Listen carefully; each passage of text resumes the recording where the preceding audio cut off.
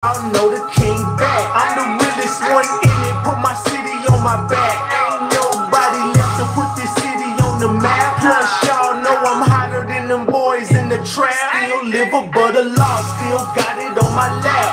I hear a lot of talking, but I hear a lot of cap. Came in the game with money, I don't even gotta rap. Boy, you better ask your chick the way I got her running back. OMG, OMG, oh my God. Must've lost service cause you ain't got bars. You know I'm real arrogant because I'm unflawed. Tell them boys, man, ain't nobody with the oh my God, get the strap, fuck a law, grab a back, break a jaw. Good luck, man, ain't even got a bet cause I got them all losing. Say it with your chest, so I don't gotta do it. Yeah, I'm blessed, yeah, I got them all choose. Walk in with a chick and grab your chick by the booty. Tequila got me vibing, I ain't popping no pill. Cause most these boys junkies and I gotta keep it real. Name your girl hospital, cause that throat ill. Don't be texting my phone, that type of smoke will get you killed. Better do your homework, I ain't calling no cop. Ask the last boy that tried, ran that boy up out his sock. Everybody think it's sweet till them bullets start to pop. Even on a cold day, I'll make a block get hot. OMG, OMG, oh my God. Must've lost service cause you ain't got bars. You know I'm real arrogant because I'm unflawed. Tell them boys, man, ain't nobody with the oh my God, get the strap, fuck a law, nobody grab a back, break a jaw. Good luck, man, ain't nobody with the oh my God, get the strap, fuck a law, nobody grab a back, break a jaw. Good luck, man, ain't nobody with the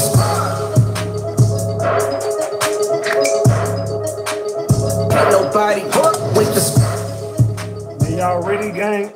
Y'all ready to get this shit started? Hold on, man. I don't think they ready, man. Let's go. Get the likes up. Double tap the screen. Get the likes up, man. Double tap that screen. Let's go.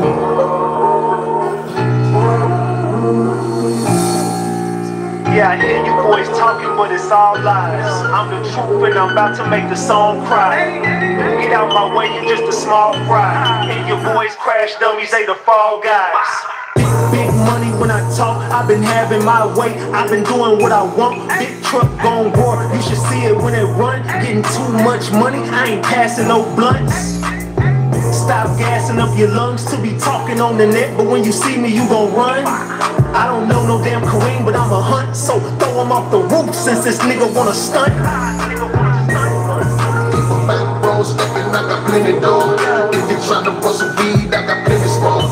Yeah, I like my girls ratchet like I send it hoes. On their paper in my pocket, how it really goes. Get up on my level, bitches screaming flows. Ratchet gang on the block, let the see me go. I'ma let them hang, ain't no tippy toe. Follow me, don't be calling my phone, I ain't fighting over hoes, man. You can have her back, plus she was getting old. You can put me under pressure, I ain't never gon' fold. I keep a cool demeanor, but my heart's so cold. Plus when I'm out shopping, I ain't looking at a price, knowing I'ma run it up, cause I'm out here living life. Keep thinking shit sweet, buddy, you can roll the dice, but I don't advise that if you wanna keep your life. Keep a back row stepping, I got plenty dough.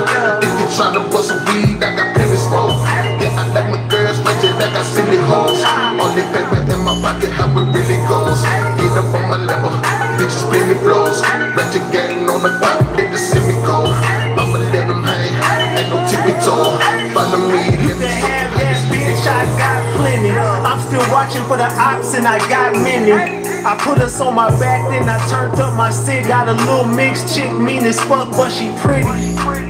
And when I talk, I'm a poppin', cause when they talk in circles, Big Ratchet be the topic. And niggas said that they gon' stop me, well I'm down to play COD, bodies get to dropping. Keep a back row stepping, I got plenty dough. If you tryna bust a weed, I got plenty smoke. Yeah, I like my girls ratchet like I send it hoes. On the paper in my pocket, how it really goes. Get up on my level, bitches screaming flows.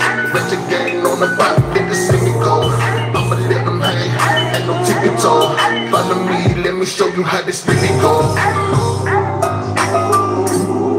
People bankroll stacking like I plenty dough. Yeah, I let my girls ratchet like I silly hoes. Get up on my level, bitches pay with those. Ratchet gang. Hey, know I'm talking about, know I'm talking about, know I'm talking about. We back, Ratchet Gang. We back with another one. We back with another banger. Let's get the likes up. Look, you might have forgot. Hell, they might have forgot. But you already know it's the king. Too loyal, know I'm talking about RatchetTV. Hey, y'all already know, man. Y'all already know. Get the likes up if you in the building. And if you're new to the channel, hit that subscribe button. Tap that notification bell so you can get the drop whenever I drop. All right, so boom. Man. We got to talk, Ratchet Gang. We got to chop it up. Look, tonight, oh, Big Ratchet's back. Jacksonville. What's up to Jacksonville? We back in the building, man. I know y'all thought y'all got rid of me, but Big Ratchet's still here. We alive and we kicking, baby. Let's get to this bullshit. We uncovered a lot in this Julio Foolio case, and it's looking like, once again, we've been right on the money. Now, everybody been asking me, Ratchet, are you going to get on this Foolio case? Ratchet, what's up? Why you ain't tapped in with the Foolio case? Because it's going just how I predicted. It doesn't matter when I pick up on this case. It's going just how we all knew it was going to go. Alicia, you're stupid. Alicia, you're going to jail for the rest of your life. I don't give a damn what you try and try and try. Nothing you're going to do is going to work. It's over for you. And thanks to you, bring in those ATK boys. Bring in ATK. Yungeen, your name has been mentioned over and over and over in this case. They're letting you know, boy, they got a RICO coming for you. Kesey, you were talking to Alicia Andrews the night Foolio died, Kesey. I thought you didn't know her, Kesey.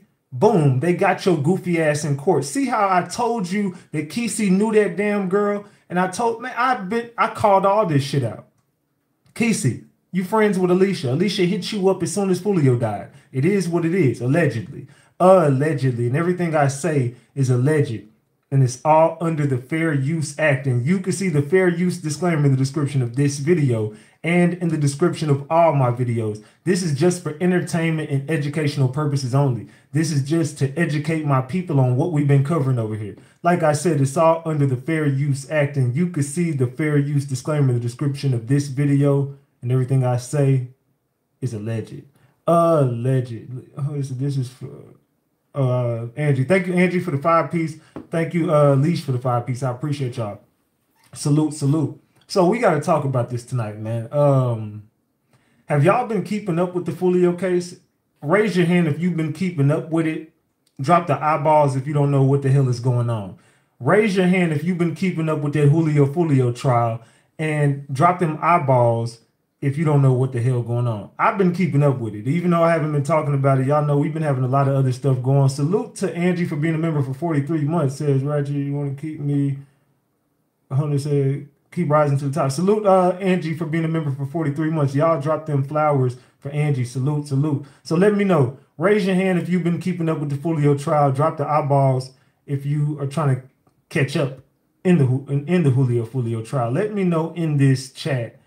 And I popped out in the damn trial today on I can't remember what channel it was on. It wasn't Law and Crime. It was I can't remember what channel it was. I had to go back to what channel was it I was on. Let me see.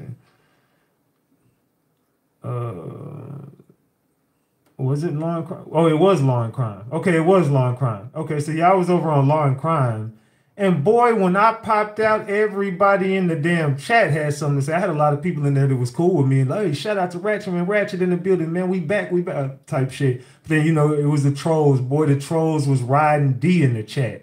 Oh, we made our presence known in that Julio Foolio trial today. Let them know we coming back tonight. And we covering this because we feel like that. Well, I feel like that ATK RICO is still to come. I think Yungeen Ace is still going to be the downfall of Jacksonville. And thank you, Sin, for the 5-piece. I appreciate you, Sin. Salute. So my reason for thinking is, do y'all remember what I told y'all was gonna happen, and we just watched it happen? I don't want to say too much because people gonna say I'm putting shit in y'all heads and stuff. So can anybody call out what I told y'all was gonna happen? And I told y'all exactly how it was gonna happen. And I told you who was behind. I told y'all all this shit already. So something I just called out, we just witnessed it about a couple months ago. What am I talking about, y'all? Because we called it out right here on this platform and told y'all exactly how this shit was going to go. They said a RICO. Yeah, that too. But what did I just tell y'all was going to happen, man? Can anybody in the chat tell me? I know we got to catch up. We ain't talked about this case in a long time. So I'm going to give y'all time to, you know what I'm saying, catch up. They said the RICO charge. Now, we did call the RICO, but come on, y'all. It was something I told y'all was going to happen before the RICO. Said you called them out. I've been listening, waiting to hear TT and still ain't heard her in court. They said you've been said a RICO. They said J Dot. They said Ace in the middle. Come on, y'all. Y'all getting close. Y'all getting close. But I told y'all how the RICO was gonna be built. It was gonna be built based on what, y'all. Come on, wake back up. I need my chat to wake back up, man. We ain't been here in a while. So I'm so glad you back on this case. I gotta catch everybody back up. I see. They said Queso going to prison. Alex, there you go. I told you Queso was gonna get life. Told y'all it was over for Queso. I told y'all Scotty and Queso were going to be the first to go. I told y'all they was going to flip on them in court. I told everybody that Pops was going to flip.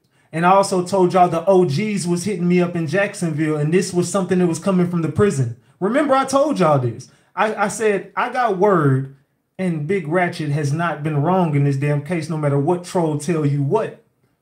Remember all them OGs was hitting up my Discord and everybody was, and then remember old dude hit me up from prison from Discord, and I was like, hey fam, this is coming from the inside. Something from the inside is, nobody is fucked up about Queso Daddy doing that shit other than some YNs in the rap community who snitches all the time. The OGs in the hood are glad that he did that shit. Matter of fact, he got word from everybody on the inside. Hey, fam, we not tripping on you. There ain't nobody looking to hunt you down and do what you got to do to talking to Queso Pops. They wanted Queso off the streets. All the OGs are sick of Yungeen Ace. They were sick of Kesey and them. They were sick of ATK. They were sick of KTA. They wanted all these niggas off the streets, including Julio Foolio. They made it too hot in Jacksonville to where niggas couldn't even really make money how they want to, because there's a fucking RICO going on in their city still right now. It's still hard for niggas to eat and shake back. And it's a lot of stuff going on in the prison. There's a lot of businesses going on from the prison on the outside of Jacksonville. And this is supposed to go under the radar. I mean, I'm talking about it right now, but hey, who the fuck gonna do something to me? Hey, y'all shouldn't let me get in y'all business. Now I know. So look, the OGs and the guards and all this shit, they all doing business on the inside. There's a lot of money being made on in the prison system, from the crooked COs to, you know, JSO to the gang members that are tied into some other shit. But these niggas is on some, we ain't checking in. We not, hey, we tearing shit up, belt to ass. These young niggas fucked up everything, made it real hot in the city. A bunch of bodies being dropped. Not saying Jacksonville wasn't like that before, because Jacksonville got a name for itself.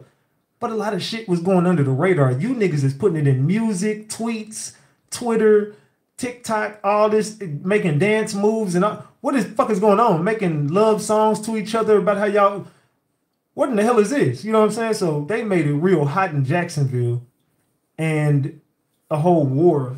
There was a whole war that that ended up happening between, you know what I'm saying, all the members of KTA, ATK, Julio, Foolio, Yungeen Ace, beefing, going to war. Foolio had to go. This was planned out.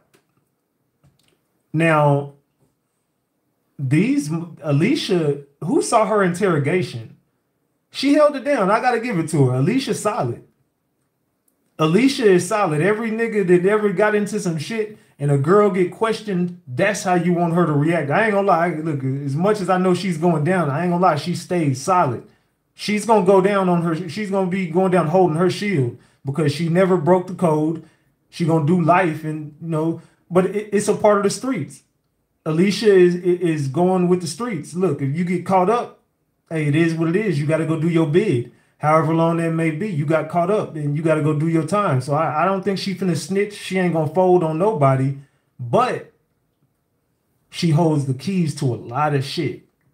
If Alicia well, when Alicia falls, they all about to fall. They proven this case in court to the point where we all can see exactly what the hell is going on. So, do y'all want to start this off by going over her interrogation first, or do y'all want to just start getting into the case? Then we're gonna get into later on, we're gonna get into the beef between Julio, Foolio, and Yungeen. But right about now, we gotta talk about the case, man. We gotta speak on the facts of the case, because this case is about to be a domino effect for everything that's going on. So how do y'all want to start this, man? Y'all want to just go over the details of the case, or do y'all want to get into her interrogation first? Y'all let me know in the chat. Do you want to get into the interrogation of Alicia Andrews, or do you want to get into the facts of the case? Let's get into the case. I see interrogation. I see case. Alicia knows her look's gonna stay full. Her book's gonna stay full. So interrogation, case first, case, interrogation. I see a lot of people want to get into the case. So check this out. We are gonna get into the case tonight. We're gonna get into all the facts of the case. We're gonna get into everything that's been transpiring in court.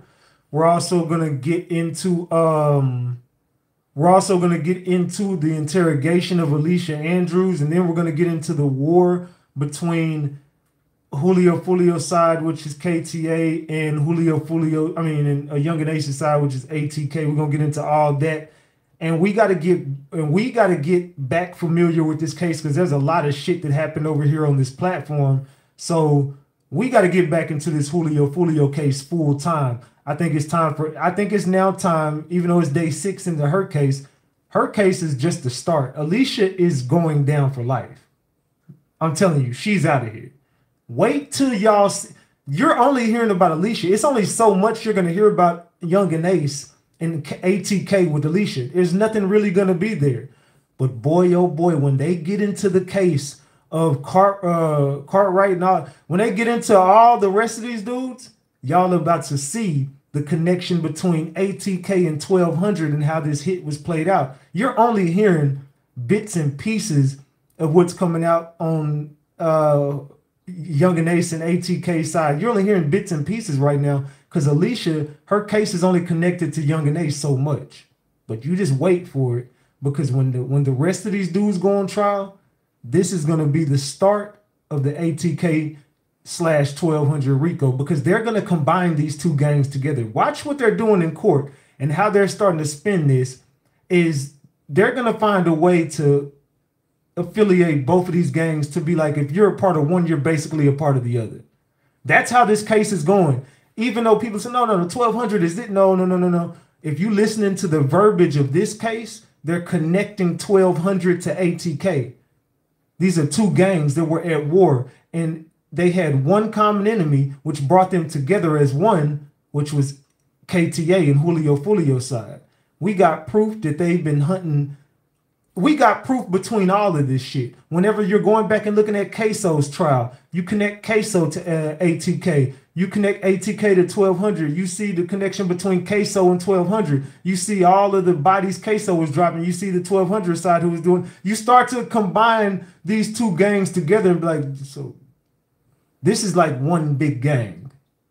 ATK and 1200 is one big gang. And that's what this case is proving. Fuck what y'all talking about.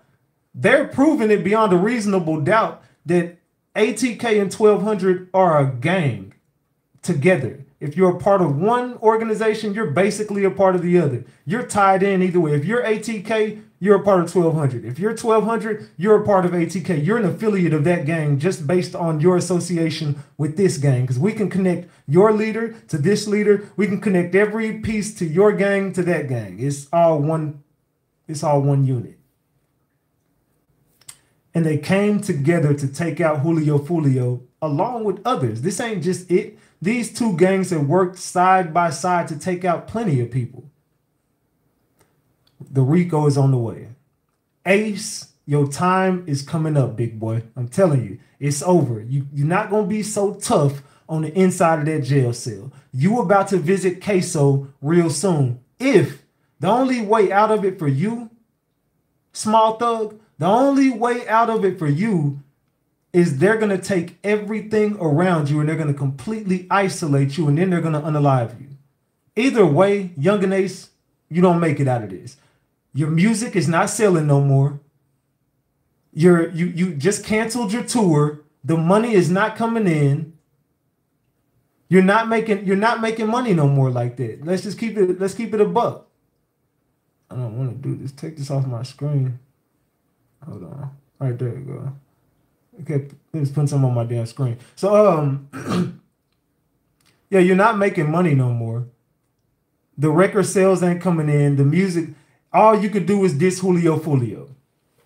Now that you dissed Foolio enough, we don't want to hear that shit no more. We don't want to hear that shit at all. Hold on, I'm trying to pull up my damn receipts. Let me see where I'm gonna start at. Oh, for those of you who are. All right, there you go. All right, hold on. Man. All right, which one was this? Okay, boom. All right, I got my receipts ready. So let's get ready to.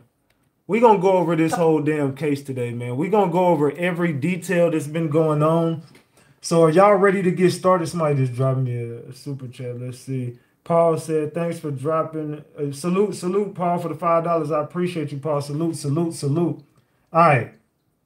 So are y'all ready to get this started? Drop the gems if y'all ready, because I can stop talking and we can go ahead and get into this case right now. But we're going to play Connect the Dots tonight, and we're going to connect Yungeen Ace back to this case once again.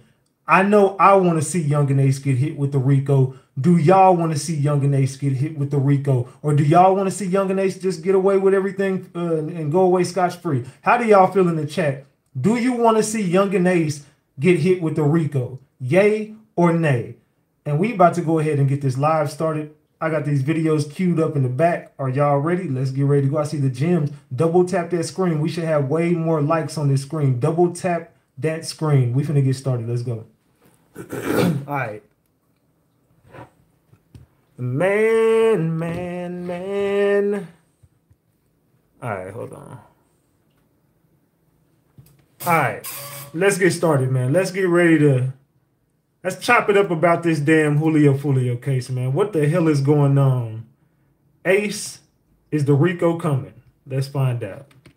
Oh, for those of you who are not watching, let's talk about what Detective Ramos and Detective Campbell said to Alicia that the defense just felt like was so wrong and it should be put in front of the jury. They knew she was lying. They had all of this evidence and she was just lying. So they decided to tell her what her life would look like if she continued to lie. They told her, you're going to be charged with a first-degree unaliving and you're not going to get a bond for that. You're probably going to sit in jail for about 2 to 3 years before you even go to trial. They said, listen, we saw you at both clubs Foolio was at with a mask on with your boyfriend, and we are going to show the jury those videos. They said, we know that you flee and go back to the Airbnb, and we're going to tell the jury that too. They said the jury's going to see all of this evidence that we have, and they are going to find you guilty of first-degree unaliving. You're going to get life in prison. They pointed to the room. They said you're going to be in a cell about the size of this room, a box. You and another woman with a steel toilet and a hard bed for the rest of your life. They said it's going to be a guard telling you when to take a shower, when to eat. They're going to take you outside to the yard and it's going to be caged in. And then you'll go to sleep and you'll wake up and repeat that every day for the rest of your life. He told her, he said, I hope the memories that you and Zay have made up until this point, or anybody for that matter, I hope you remember them and you have a good memory, because that's all you're going to have once you get this sentence. They told her, just because you didn't pull the trigger, that does not mean anything. They talked to her about the death of one of Zay's friends, Tilly, and his girlfriend at the time, Diamond, and how she set him up. All she did was send some text messages, but she's in jail right now, convicted, got about 20 plus years. And they said, listen, that's going to be your fate if you don't tell the truth. Tell us what happened. You're really the only one who has that card to play in this. All right. So again, listen to me when I tell y'all, I have already proved Alicia is connected to Yungeen Ace. I've already proved she's connected to Kesey. Matter of fact, I'm finna hit Kesey up right now. Yeah, he lied to me. I want to know why Kesey lied to me. Where is Kesey at? Let me call Kesey. ATK Kesey. Did he block me? Oh, there he go. Yeah, here you go, right? No, this ain't him. Where is his damn Instagram? Where is Kesey's Instagram at? I know he did. Hold on. Where is ATK Kesey's Instagram? Hold on, is this him? Nope. Did he delete his Instagram? Does anybody see Kesey's Instagram?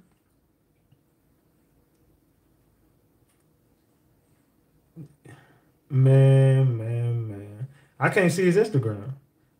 They said he probably watching. He deleted his Instagram? Oh, somebody said, yeah. They said, no P running, dog. They said they were talking all that shit. They probably deactivated. They said he probably erased. I can't see him. Can y'all see Kesey on Instagram? I don't see his Instagram no more. I don't see it either. Oh, we made Kesey delete his Instagram, y'all. Yeah, because he's connected to her. She hit him up on Instagram. That's the thing.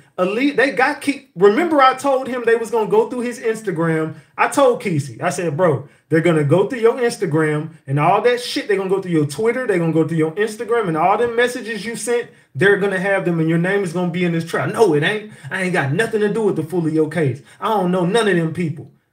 The girl who was shot, that was your cousin. And then Alicia hit you up. I proved that. That little Mexican girl that got shot, she was your cousin.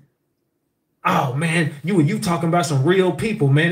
That's my family, man. Why you put her picture up there like that? You put her life in that. No, I didn't. She was in the report. I just pulled it up and I connected the dots and you was family with her. You're a liar, Kesey. And then you was talking to Alicia Andrews that night. When they hit Foolio up, why would Alicia Andrews hit you up on Instagram? Why would she be hitting Davion's girlfriend up? Because all y'all knew each other. Y'all set this shit up. ATK is going to jail. Period. Point blank. ATK going to jail. And she was just like, I'm telling y'all the truth. Every time I say something, y'all say I'm lying. And then he asked her, he said, listen, do your parents have a lot of money? Because your parents are going to probably have to spend $200,000 to $300,000 to defend you.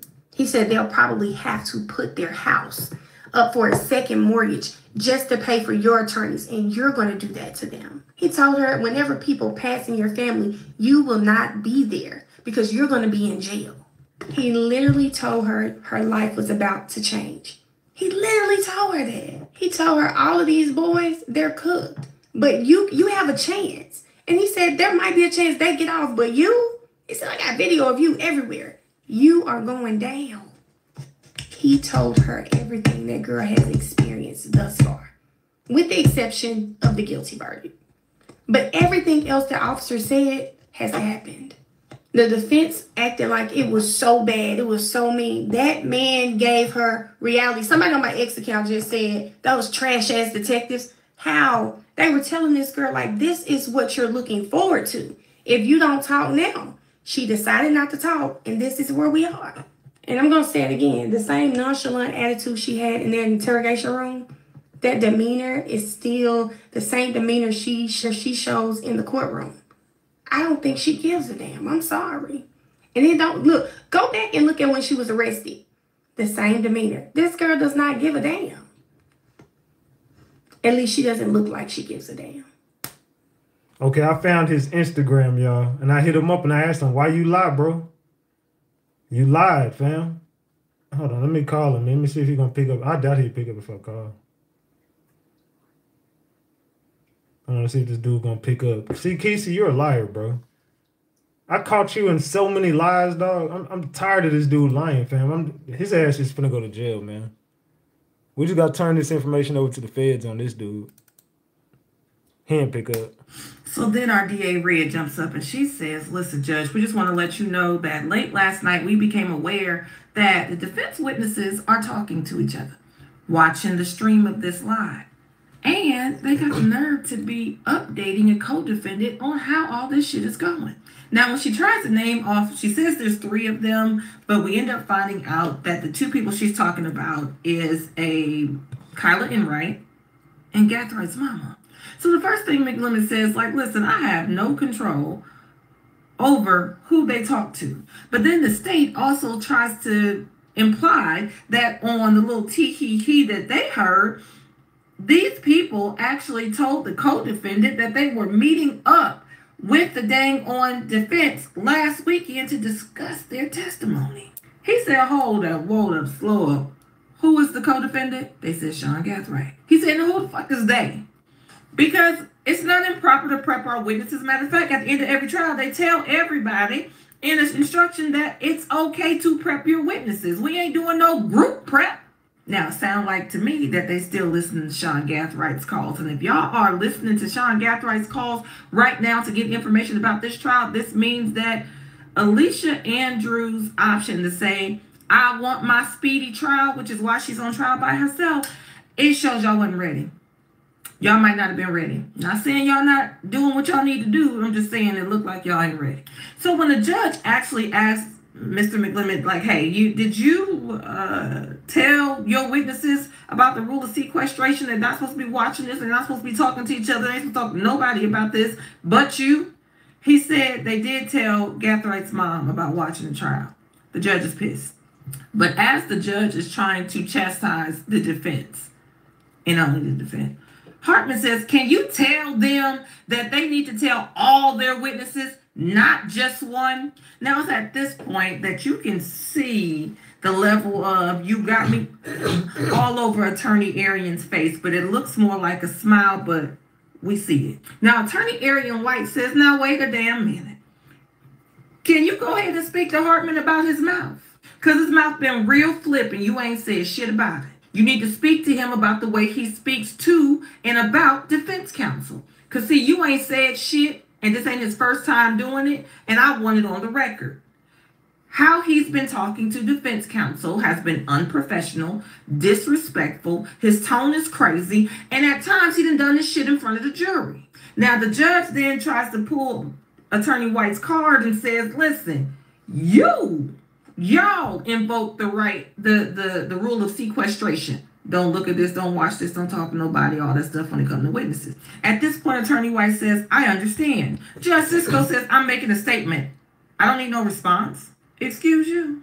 And she continues. But as she continues to point out the fact that it was the defense that asked for the rule of sequestration, it seems like they're not letting their witnesses know about it. Attorney Arian, with poise, advises, hey, can I respond now? And she's just pointing out that she simply just wants everything on the record. But the judge snaps back that everything that everybody is doing is going to be on this record and recorded, including what she called the conduct of the defense by absolutely being unprofessional, by only telling one witness that they shouldn't be watching this trial and not letting all of them know that they should not be talking to each other, should not be watching this trial, and probably shouldn't be telling Gathright what's going on.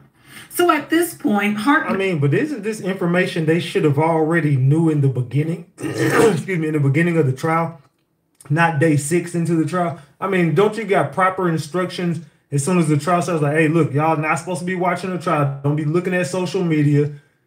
I could have sworn those were instructions that came with the trial, right? Maybe I'm wrong. And it's feeling a little bit of a battery in his back and says that he wants to be able to ask these witnesses when it's their turn about watching this trial possibly and their knowledge and what knowledge they've gained in case any of this watching or looking or listening or talking to each other has changed or compromised their testimony. So at that point, McLemmon said, okay, well, I reserve the right. I would like the right to ask his witnesses, including Detective Ramos. So they get finished tussling. They bring Ramos in and they ask, and the judge just straight out asks, you been watching court TV? As the defense alleges. Huh? McLemmon said, whoa. I did not allege anything. The judge said, yes, you did. Yes, you did. And now you're trying to backtrack? He said, no. I asked to be able to ask the same questions. And I asked I asked that I can ask the same questions of their witnesses. But you didn't ask my question for me. So there's that on that. I didn't even get to ask the question. And the judge said, well, let's get started. And they bring the jury in. I'm gonna be real. That judge is crazy as hell. I don't know if it's just a Jacksonville thing or what it is, but that judge crazy than a motherfucker. I've been looking at this case like, what in the fuck is going on? It's like, is nobody prepared for this? It don't seem like Alicia is prepared for this. It don't seem like her attorneys are prepared for it. It doesn't seem like the judge is prepared for it. It doesn't seem like the defense is prepared for it. It doesn't seem like the city of Jacksonville is prepared for it. I don't know what the hell is going on. But Alicia should not have took this to trial. I'm gonna be real. Whatever they was offering her in that room, and they was like, look, you're the only person that can, we need you to just flip. You the only card, you the only person that can get a deal. These niggas finna go down for life. We got too much evidence on them. But with your testimony, we can give you a lighter sentence. You know what I'm saying? You can have a damaging testimony, and Alicia would not fold. Alicia would not fold. I got to give it to her. She did not fold. They gave her every card to get out of this, and she would not do it. It's like, I think she think in some ways she gonna get away with it. Maybe she thinks she's innocent. I don't know, but she definitely got a good poker face. The defense got a win when it came to the interrogation video of Alicia Andrews, but they still got yelled at by the judge for something they didn't actually even say. So y'all, the prosecutors wanted to be able to cherry pick what part of that interrogation video was going to be allowed into evidence, but their case law did not back it up. So the judge said it all comes in. Now, the issue the prosecutors are having with this is the police officers were telling Alicia, like, hey, you're going to be getting up to 30 years in jail, spending the rest of your life in jail for something you didn't actually do. They don't want the jurors to hear that, feel sympathy for Alicia, and not find her guilty.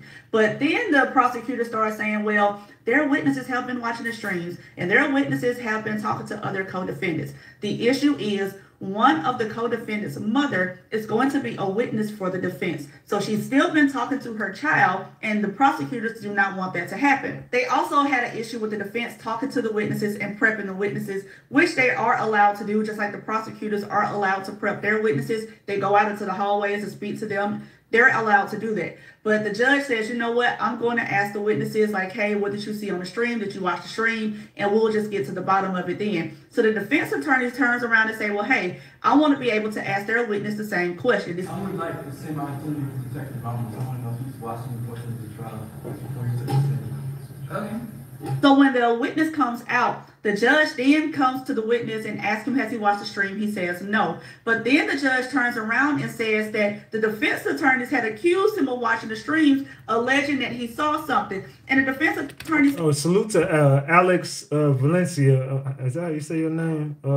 Yeah, thank you for the $20. I appreciate you. You said I tore Jacksonville ass up. Yeah, you damn right I did. Salute for that $20. I appreciate you. That is not what I said. All I said was, can I ask the same questions? I should be able to ask him the same thing. And this is how the judge responded. There was an issue that was raised, or an allegation, that you've been watching this trial on TV. Is that accurate? No. Okay. Any questions? I didn't allege that. Yeah, you did allege it. Oh, so, wait. So you told me that you believed you've been watching this on Court TV, and now you're backtracking and saying, well, I didn't make the allegation. I did not say that I would be watching. I don't know what he does in his spare time. Okay. They brought up the issue. I said I would like the opportunity to ask Detective Ramos the same question. I didn't allege that he was doing anything. Okay. Now, clearly the judge misrepresented that because she is the only person in that courtroom that has mentioned Court TV, and she's the only person that said that stuff. Y'all, it's going to be an interesting day. I already told y'all. So once this interrogation video comes in, I will be back. Man. This case is heating up, y'all. What the fuck finna happen in this Foolio case? You're not to be watching it on Court TV, and apparently that didn't happen, right? Didn't happen. Inexcusable. Well, Your Honor, inexcusable. If I may respond, we are professionals just like every other attorney in this courtroom. The bigger point that I was making is that the way that Mr. Harmon has been speaking to this side of the table is unprofessional, it's disrespectful. He's done it in front of the jury as well, and there has not been any attempt by the court to intervene in that. So I want to make sure it's on the record that it's inappropriate. The rising tone is unnecessary, and it's disrespectful, and it's inappropriate. Despite everything that's happened in this trial is on the record. Everything's been videotaped. The conduct of everybody involved. Okay?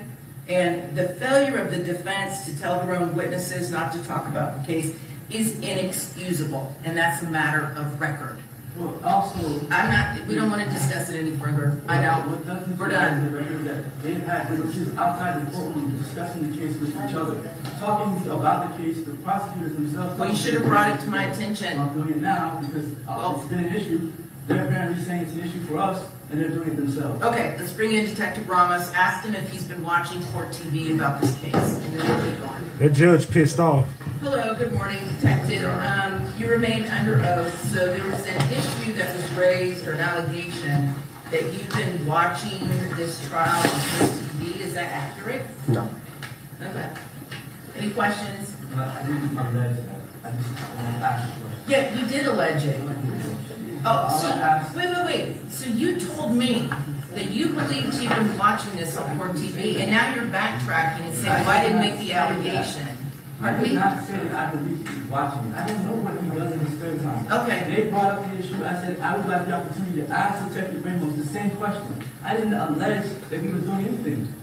Okay, so you just said no. Any questions? No, I mean, you've asked the question, but I wasn't asking questions, but he said no, that's it. Okay, very good. Let's go. All right.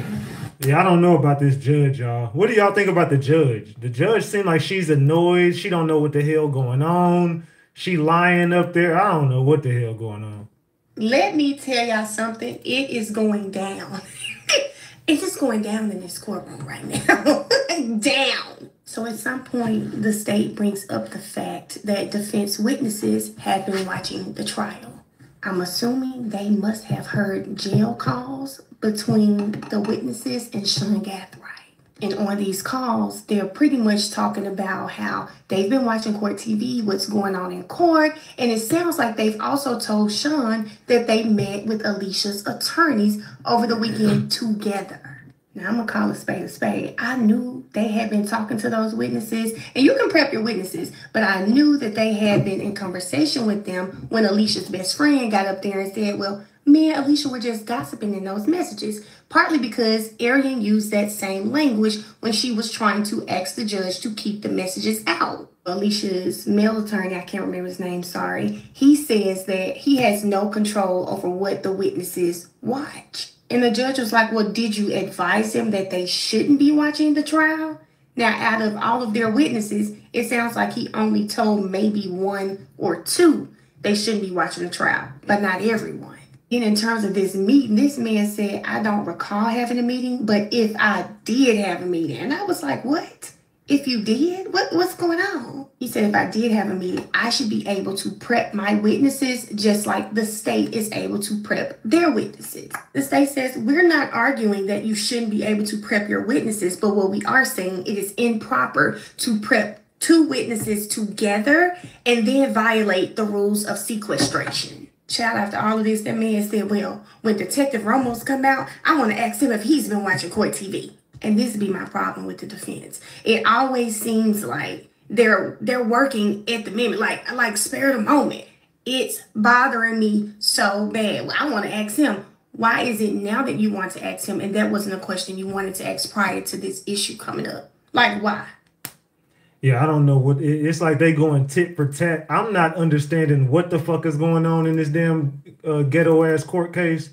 But Jacksonville, child, it's disrespectful. He's done it in front of the jury as well, and there has not been any attempt by the court to intervene in that. If I understand the counsel right, because they invoked the rule of sequestration, they have only advised one of their witnesses about the rule? I don't know. Is that correct, counsel? That's correct. Okay, so I would ask that they, as they're obligated to do when they invoke the rule, advise all of your witnesses, please, not to view what's on court TV. The way that counsel is speaking to defense, it's been happening since day one. It's very unnecessary. I know, but here, Ms. White, this is the problem. You invoked the rule of sequestration. I understand that. Okay, I'm making a statement. I'm not looking for responses. Okay?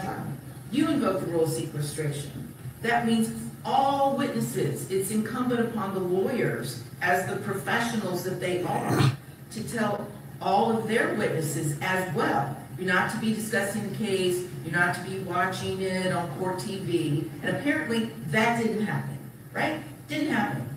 Inexcusable. Well, Your Honor, Inexcusable. if I may respond, we are professionals, just like every other attorney in this courtroom. The bigger point that I was making is that the way that Mr. Harmon has been speaking to this side of the table is unprofessional, it's disrespectful. He's done it in front of the jury as well, and there has not been any attempt by the court to intervene in that. So I want to make sure that it's on the record that it's inappropriate. The rising tone is unnecessary, and it's disrespectful, and it's inappropriate. Despite everything that's happened in this trial is on the record.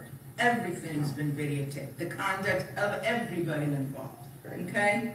And the failure of the defense to tell their own witnesses not to talk about the case is inexcusable. And that's a matter of record. Well, also, we don't want to discuss it any further. I don't. We're done. The record that they had witnesses outside the courtroom discussing the case with each other, talking about the case, the prosecutors themselves. Well, you should have brought it to my attention. I'm doing it now because it's been an issue. They're apparently saying it's an issue for us, and they're doing it themselves. Okay, let's bring in Detective Ramos. Ask him if he's been watching court TV. Yeah, I don't know, man. This shit getting... It's like... they fighting over absolutely nothing. This shit, what the fuck?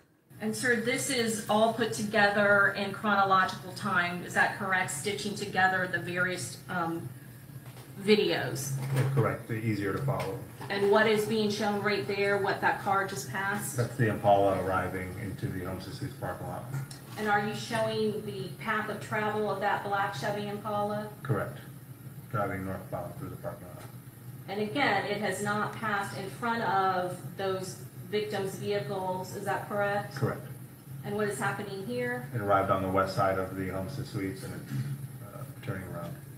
And is it now parking in that space that you had designated in State's Exhibit 45 by that red rectangle? It stages until the cruise arrives, and then once the cruise arrives, it starts to park, yes. And that is the cruise passing again right by... Make sure y'all double tap that screen and get these likes up, man. Double tap that screen. Let's get these likes up. Let's go. Let's go. In front of the victim's vehicle. And where is the black Chevy Impala at this point? The Impala is passing in front of the Tesla with the cruise right behind it. It turned around and it's now headed back out the way it came in. And then where is the black Chevy Impala? The black Impala, while the Silver Cruise is turning around, is pulling into the parking space. There's the tail lights, and it's backing in. You can see it from in between the top of the van and the white pillar there in the center of the screen. And now is it parked? Right now, it's fully in the spot. And that is the spot that you designated on your diagram, is that correct? With a red block, yes. And what is happening with the silver Chevy Cruise? The Cruise is driving out the way it came in, passing the victim's location.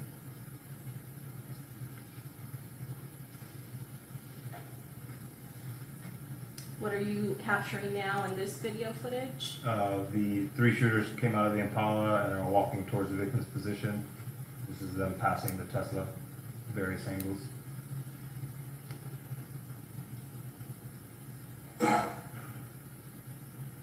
Did you see the person with the handgun? Yes, bottom right of the screen. During the course of this shooting, did anyone from the victim's vehicles, those two other vehicles, ever get out of the vehicle and approach the victim in his vehicle? I'm sorry, one more time. Did any of the victims in those two vehicles that fled, the Nissan Altima and the Hyundai, did any of them get out of those vehicles before fleeing? No. This is the victim's vehicle driving north. The shooters are running by the Tesla with the third shooter in the back there still shooting. They got these dudes nailed to the damn cross, man. There ain't no way out of it. Like, they got everything. When I tell you they got everything, they got everything. So this is the screen recording you did of his story? Correct.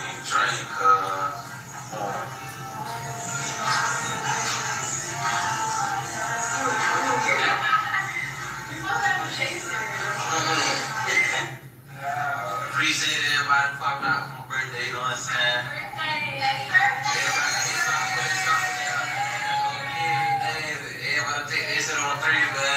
They was watching his Instagram stories.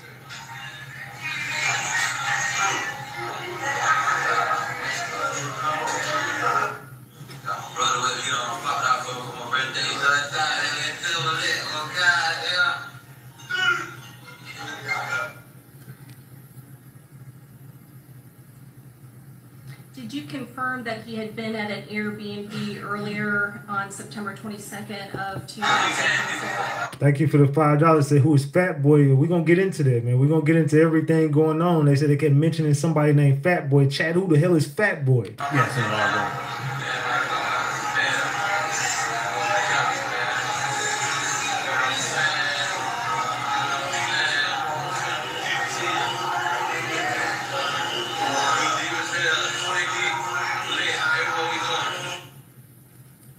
And what's that being shown now? A flyer about the after party at Truth 18.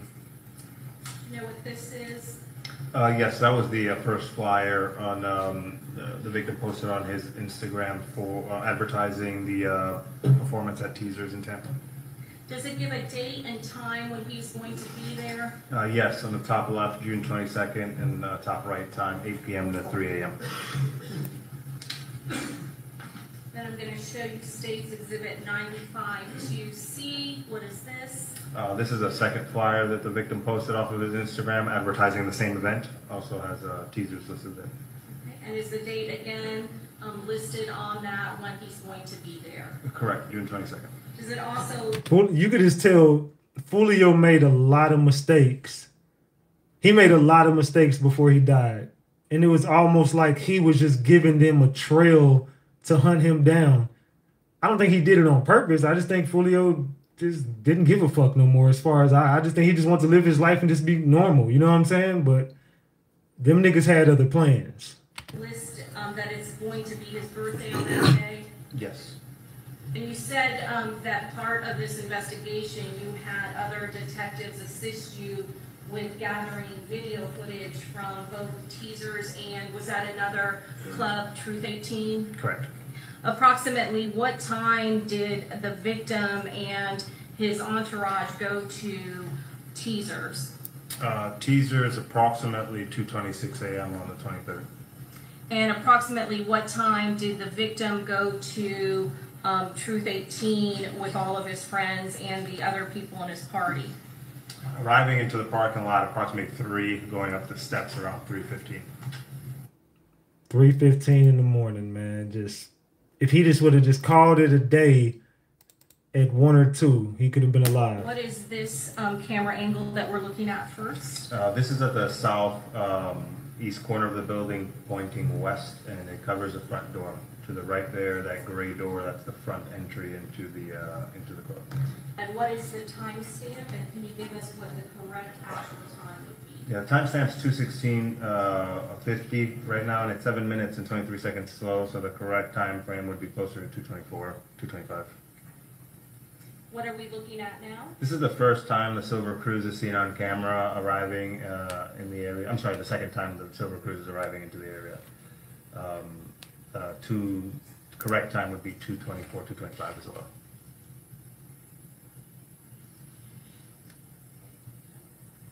At some point, did you speed up the footage to make it go faster? Yes. Other than increasing the speed, is there any other alterations that have been made to this video? No.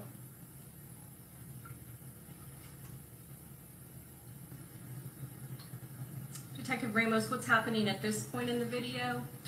Top right there from the Silver Cruise, we see defendant Isaiah Chance exit the driver's side and co-defendant Alicia Andrews exit the front passenger seat, and they are now walking through the parking lot together. And what is at the direction and in which they are walking? They are walking now southbound through the west side of the parking lot towards Castle Street, towards where the front would be.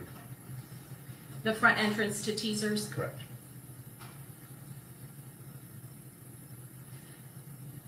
What's going on at this point? The co-defendant Isaiah Chance is manipulating a cellular device.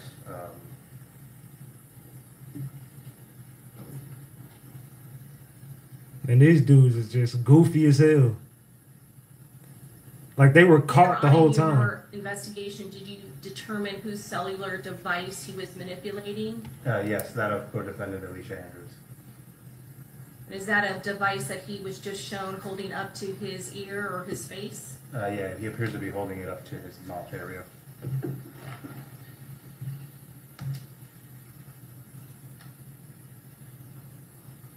again, are these snippets of video, are they chronologically in time? Yes. And do you see that there is security or bouncers that are manning the door? Yes. Okay. And at this point, can you see the victim in this particular video? Yes. What's he wearing? A red beanie hat, a white t-shirt, and red shorts being patted down right now. And being patted down by whom? The bouncer working in the door. Man, they was stalking this dude that night. And they left a trail the entire way there and back. Some people feel like you were behind that. I'm sorry, but people feel like I'm behind a lot. Yungeen Ace, Jacksonville rapper, ATK leader, one of the most controversial figures in Florida hip-hop, just had his music played in federal court as evidence in Foolio's murder case. That's right. Today, federal prosecutors stood in front of a judge and played Who I Smoke and Game Over in the courtroom. They broke down specific lyrics. They pointed to specific bars. They argued that Yungeen Ace's music isn't just entertainment. It's a confession, evidence of conspiracy, proof of intent to murder. Now, the $10,000 bounty that Ace allegedly put on Foolio's head, that came out last year when one of the shooters first started cooperating, but what happened today takes it to a whole new level, because prosecutors aren't just saying Ace put money up. They're using his own words, his own songs, his own art to build a murder-for-hire case against him. And Ace, he's been denying involvement from day one, says he had nothing to do with Foolio's murder, claims they were actually on good terms before it happened. So what's the truth? Is Yungeen Ace about to be indicted for orchestrating one of the most high-profile murders in recent hip-hop, or is this just prosecutors weaponizing rap lyrics to target an artist they can't get any other way? Behind the Instagram posts and the viral hits, there was a decade-long war that left multiple bodies in Jacksonville streets. A war that caught up to Foolio on June 23rd, 2024. And now, after what happened in court today, we're seeing exactly how the feds plan to tie Yungeen Ace to that murder. If you've been following my channel, you know I don't do... What I tell y'all, the feds is going to come get Yungeen Ace, and they're going to be able to tie him to the Julio Foolio unaliving for hire. Notice that's a trend going on in hip-hop. Murder for hire, Yellow Beezy got hit with one. Lil Durk. Now you're finna see Yungeen Ace get. I'm telling y'all, there was a bounty on Foolio's head, and they were collecting money for that hit. That was. You think that they went out there and hunted him down like that for free? No, that was a job. Them niggas was they went out there. That's why J Dot had to pay for the Airbnb. J Dot connected right in with Yungeen Ace. Come on, dog. This is easy money. This is easy money to tell who is behind this hit. Do y'all feel like Ace plays any part in this? Because I don't know how many people was in here when I said this earlier, but if you know the facts of this case, they even said this in court. Alicia Andrews and Kesey were texting on Instagram the night of. They said this in court. They said Alicia Andrews text Kesey, ATK Kesey on Instagram when Foolio died. Whenever Foolio got hit, why would Alicia Andrews be reaching out to Kesey? If Kesey don't know none of these people and they not ATK, if she ain't got nothing to do with ATK, why the fuck is she reaching out to Kesey of all people? When Foolio gets hit, why the fuck is Alicia Andrews caught texting Kesey? And they said this in court. This ain't something RatchetTV just made up. Y'all said I made all that shit up. I was able to prove the girl who was behind Foolio, who got shot that night, she gave the drop on Foolio, and that was Kesey's cousin. And Alicia Andrews is in this car, and she's connected to Kesey because she's texting Kesey. Why the fuck is Alicia Andrews and the girl with Foolio? So you got two sides watching him. Kesey, you're not slick. You're going to prison too, buddy. Clickbait, just facts, timelines, and breaking down what really happened. So let's get into what went down in that courtroom today and what it means for Ace's future. Now, before we get into what happened today in court, let me keep it 100 with y'all. We already knew about the $10,000 bounty allegation. That came out last year when one of the alleged shooters started cooperating with the feds. But yo, we about to break down why what happened today changes everything. Today, and this just happened, federal prosecutors presented evidence in the ongoing murder case against the men charged with killing Foolio. And during that hearing, they did something that sent shockwaves through hip-hop. They played Yungeen Ace's music in the courtroom. Not just played it, analyzed it, broke down the lyrics, connected specific bars to specific acts of violence, built their case that Ace wasn't just rapping, he was confessing. Now, hold up before y'all start thinking this is just prosecutors reaching. This was a strategic presentation. They played Who I Smoke and Game Over and pointed to exact moments in both songs where they They claim Ace is demonstrating motive, celebrating violence against Foolio's set, and essentially admitting to conspiracy to commit murder. But here's where it gets real spicy. Ace still hasn't been arrested or charged with anything related to this case. But after what happened today, the streets, the fans, the lawyers, everybody's asking the same question. Is an indictment coming to understand? Is an indictment coming for Yungeen Ace, y'all? What do y'all feel like? Do y'all feel like an indictment is on the way for Yungeen Ace? Because there was alleged unaliving for hire. They saying Yungeen Ace paid this bounty, allegedly. Do y'all feel like Yungeen Ace, an indictment is on the way for Yungeen Ace? Let me know in the chat. Is an indictment on the way for Yungeen Ace?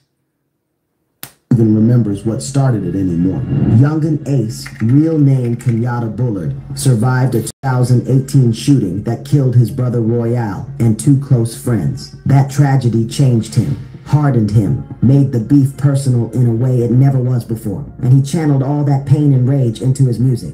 Foolio, real name Charles Jones, came from the same violent streets, lost people to the war, got shot at multiple times, and just like Ace, he turned his trauma into music that disrespected the dead and threatened the living. But what made this beef different? The music. Both sides weaponized their platforms, turned their war into entertainment, and that's exactly what came back to haunt them today in court. Let's talk about Who I Smoke. Dropped in 2020 by Yungeen Ace, Spinna Benz, Wappa with the Choppa, and Fast Money Goon. This song went viral. Millions of views. TikTok made it a whole trend. People who don't even know Jacksonville were singing it. But the content? They were naming dead members from Foolio's side, mocking their deaths, talking about smoking them like weed. In street culture, that's the ultimate violation. You're celebrating someone's homies being murdered, turning their deaths into punchlines, and Foolio felt that disrespect deep, so he responded. When I See You and other diss tracks where he named ATK's dead, said when he catch Ace, it's over. The hatred was mutual. The threats were real. Social media turned it into a spectator sport. Fans taking sides, blogs covering every post, the whole world watching Jacksonville destroy itself. Then came Game Over in 2023. Yungeen Ace's latest shot at Foolio. More disrespect, more threats, more references to ending the beef permanently. And that song, that specific song, would become crucial evidence in today's court hearing. Everyone watching this beef knew it wouldn't end with just music. The question wasn't if someone would die. It was when and who. June 23rd, 2024, Foolio's murder. June 23rd, 2024, Tampa, Florida, Foolio's 26th birthday. He'd gotten out of Jacksonville, probably trying to celebrate somewhere safer, away from the war zone. He ended up at the Holiday Inn on Fowler Avenue. It was early morning, around 4:30 a.m. Foolio and his crew were in the parking lot. That's when multiple shooters pulled up, opened fire on the vehicle Foolio was in. This wasn't no drive-by scare tactic. This was an execution. Rapid gunfire, coordinated, professional. Foolio was hit multiple times. He died right there in that parking lot, 26 years old. His birthday celebration became his murder scene. 3 other people were shot, but survived. The shooters fled. Tampa police launched a massive investigation, and hip-hop exploded. Some mourning, but others celebrating. Members from Ace's side posted laughing emojis, made jokes. The same disrespect from the songs now happening in response to a real murder. Yungeen Ace. Man, and that's how you get on the radar.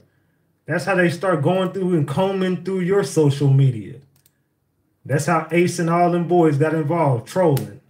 Yes. Excuse me, Trayvon Bullard were killed. Yes. Okay. And what was the significance of that date? It was 23's birthday. 23's birthday. Was Yungeen Ace or Kenyatta Bullard the only person who survived that shooting? And they're talking about this in court. Was Yungeen Ace the only one that survived that shooting? Yes. But yes. He was with the other 3 when they did not survive. Yes. Why do y'all think they bringing up this in court? And this is Foolio's trial. Why are they bringing up Yungeen Ace getting shot? What's the nature of that shooting itself? It was a drive-by shooting at a red light. The drive-by shooting at a red light. Were the victims of that shooting located in a vehicle at the time that they were shot? Yes, all 4 were in a vehicle. All 4 of them were in a vehicle. In your review of the lyrics of this particular case, what is it that was relayed, and then ultimately highlighted? The very first line says he's sliding through the 12. The very first line said he's sliding through the 12. 12 is the representation of the 1200. 1200. That's a representation of 1200. Howdy's part of town. He said Ace is from the west. How he clicked up with the east side. He's talking about. Ace is from the west. How did he click up with the east side? Yungeen Ace originally is from the west side of Jacksonville. Yungeen Ace is originally from the west side of Jacksonville. Duval area. He's simply calling him out, asking him how he even got clicked up with the east side. And so he's questioning how the hell did he get clicked up with the east side and he ain't from around there? This is Foolio. Says he hasn't been the same since he's seen the mother three die. That's the He ain't been the same since he's seen the mother 3 die. reference to the triple homicide at the town center. Triple homicide at the town center. And then he says, I'm 2-3 high, which is Royale Smith. So he's saying he's high.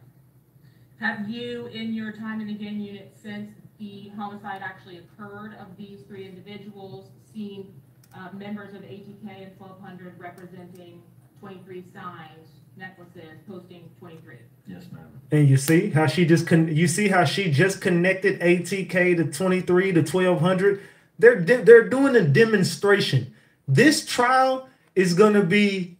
We're gonna put the nail in the coffin on these people who killed Foolio. But while we're doing it, we're also gonna prove our next indictment, and we're gonna demonstrate how not only did these motherfuckers do this shit, but who helped plan it and who it was all behind. It was ATK and 1200 in revenge for 23.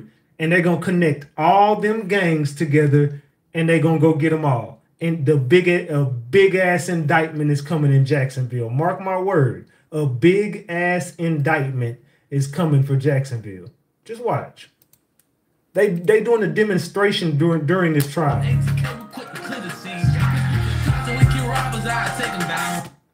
We kill cops and robbers, I'll take them down.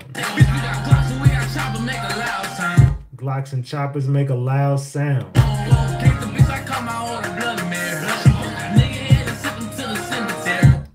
Sent them to the cemetery.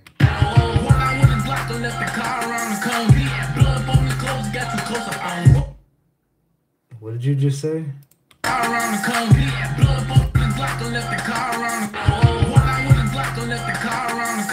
Left the car around the corner. They jumped out with that Glock, left the car around the corner. He had blood up on his clothes. He got too close up on him. He didn't know that boy was coming with nobody there to tell him.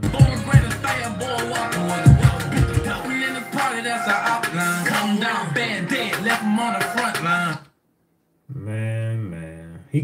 He confessing. Yeah, he's been doing a lot of confessing in that music. ATK, your boy Ace is finna get y'all a RICO. Your boy Ace finna get y'all a RICO. They say they're smoking on somebody. It's a sign of disrespect or a sign of like a diss towards the opposing gang. Is that different from smoking someone? It's very similar to the meaning. Smoking on someone or smoking someone simply means that they were killed. During the course of that video, was there a portion when the artists were saying names of 6 Block that you can identify here? Yes, ma'am. Please describe what that was for the jury. The Who I Smoke Bibby and Who I Smoke Tiki. How about Little Nine? Little Nine was, he was affiliated with another group associated to 6 Block. He wasn't 6 Block himself. So he was an associate of 6 Block? In another gang, yes, ma'am. Well, was he the member of a gang that was rivals with ATK, 1200, or their affiliates? Yes, ma'am. See how but just listen to how she's demonstrating how ATK and 1200 are a gang together. And is Bibby alive or deceased when this video was created? Bibby is deceased. And is Tiki alive or deceased when this video is posted to YouTube? Deceased. Last question, Little Nine, alive or deceased? Deceased. Now, what does JIT, J-I-T-T, I'm smoking JIT, mean? JIT is what they refer to as like a younger teenager, like a young adult. They would, instead of calling like your friend, you say like, that's my JIT. And was there any reference to an individual that was a member of ATK or NHG named Queso? Yes, ma'am. And is Queso related to a gang in Jacksonville? Yes, ma'am. Queso is an ATK gang member. And what is the next line under the Queso lyric? Say that like that. Looking JIT mean? JIT is what they refer to as like a younger teenager, like a young adult. They would, instead of calling like your friend, you say that like, that's my JIT. And was there any reference to an individual that was a member of ATK or NHG named Queso? Yes, ma'am. And is Queso related to a gang in Jacksonville? Yes, ma'am. Queso is an ATK gang member. And what is the next line under the queso lyric referencing? It says no hospital boy, that line. This is just relating no hospital gang to ATK. That some of the members of ATK call themselves no hospital gang, but they're still ATK gang members. They all associate with one another, this NHG no hospital gang. Yes, ma'am. They associate then with ATK and members of 1200. Yes, ma'am. They connected NHG right with them. All of these people are one gang. NHG, 1200, ATK. They all affiliates. It's pretty much the same damn gang. Y'all getting the RICO. The first one, we see 12 paramedics. They use the number 12 because it represents 1200. It says, Yungeen Ace, you're next. Experts talk about the meaning of Yungeen Ace in Julio Foolio unaliving lyrics. Let's see. The next one we see is Rod K dead and never coming back. Rod K was a prominent figure of 6 Block. And then he says, I don't go nowhere without my heat coup.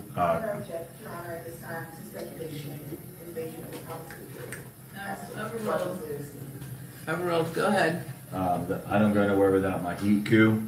Coup is a subset of 1200. 1200 gang members often call themselves coups. Smoking on Lil PD, and I was smoking Trey D too. Little PD and Trey D were also prominent figures in the 6 Block gang. And when you see the language smoking on, what does that mean? When they say they're smoking on somebody, it's a sign of disrespect or a sign like a diss towards the opposing gang. Is that different from smoking someone? It's very similar to the meaning. Smoking on someone or smoking someone simply means that they were killed.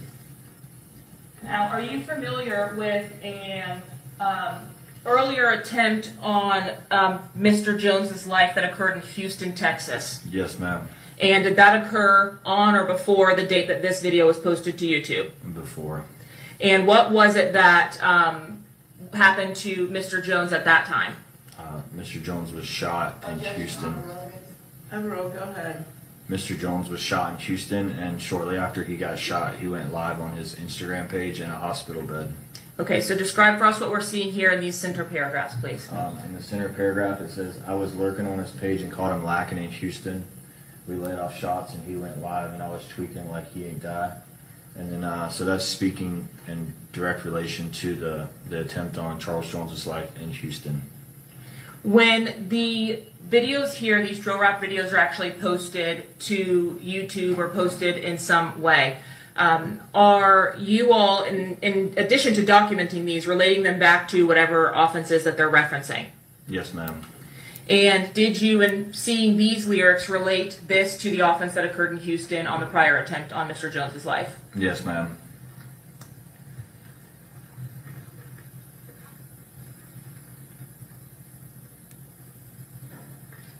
Was there, in response to that video, a video posted by 6 Block member and the victim in this case, Charles Jones? Yes, ma'am. And what was the title of that music video? When I See You. And did that music video, or was that music video released, and did you have an opportunity to fully review the contents of that video? Yes, ma'am. Did you, or were you able to identify some of the individuals that were depicted in that video in addition to Mr. Jones? Yes, ma'am. Who are the individuals depicted at 3 seconds on this When I See You video on the screen, please? In the black hoodie and the black pants with the red underwear, that's Charles Jones. On the poster board to the right, that's the 3 victims of the town center shooting, the triple homicide that occurred in 2018. The very first line says he's sliding through the 12. Once again, 12 is the representation of the 1200 out east part of town. He said Ace is from the west, how he clicked up with the east side. He's talking about Yungeen Ace originally is from the west side of Jacksonville in the Clay County, Duval area. And he's simply calling him out, asking him how he even got clicked up with the east side. And then he says he hasn't been the same since he's seen the mother 3 die. That's the reference to the triple homicide of the town center. And then he says, I'm 2-3 high, which is Royale Smith. So he's saying, like, he's high. Immediately after the death of Charles Jones, was a video posted to YouTube? Yes. Were you Are you familiar with the video that was posted on the day of the homicide? Yes, I believe it's called Let's Do It. Objection is overruled. As it relates to a subsequent video also posted by ATK called Game Over, did you have an opportunity to review that video? Yes, ma'am. Yeah, they got these dudes, man. And they connecting the dots through Yungeen Ace. That's the crazy part. Yungeen Ace don't got nothing to do with this trial, but they're connecting the dots because they know for a fact Yungeen Ace paid for the hit. Man, so the prosecutors in Elisa Andrews' trial in there playing Yungeen Ace diss songs right now. They in there playing the videos, reading over the lyrics and all. One of the songs they played that I seen was Game Over. They saying how Ace dropped that song a couple days after Foolio passed away. They also played Who I Smoke. Bro, I ain't gonna lie, man, they on straight bullshit in there. If I ain't tripping, I think they brought up J. Breezy like last week. They said that he helped pay for the Airbnb. They trying to connect everybody to this Foolio murder.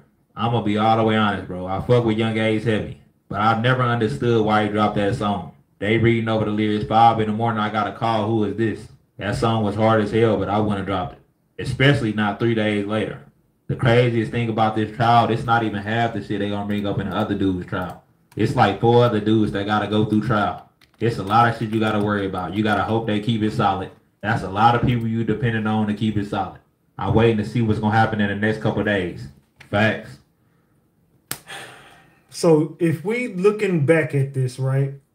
If we are all looking back at this and we go over here, hold on, give me 1 second. Let's go. All right. Let's go right here. So, Yungeen Ace. Let's go over here. Hold on, let me go to. Let's go.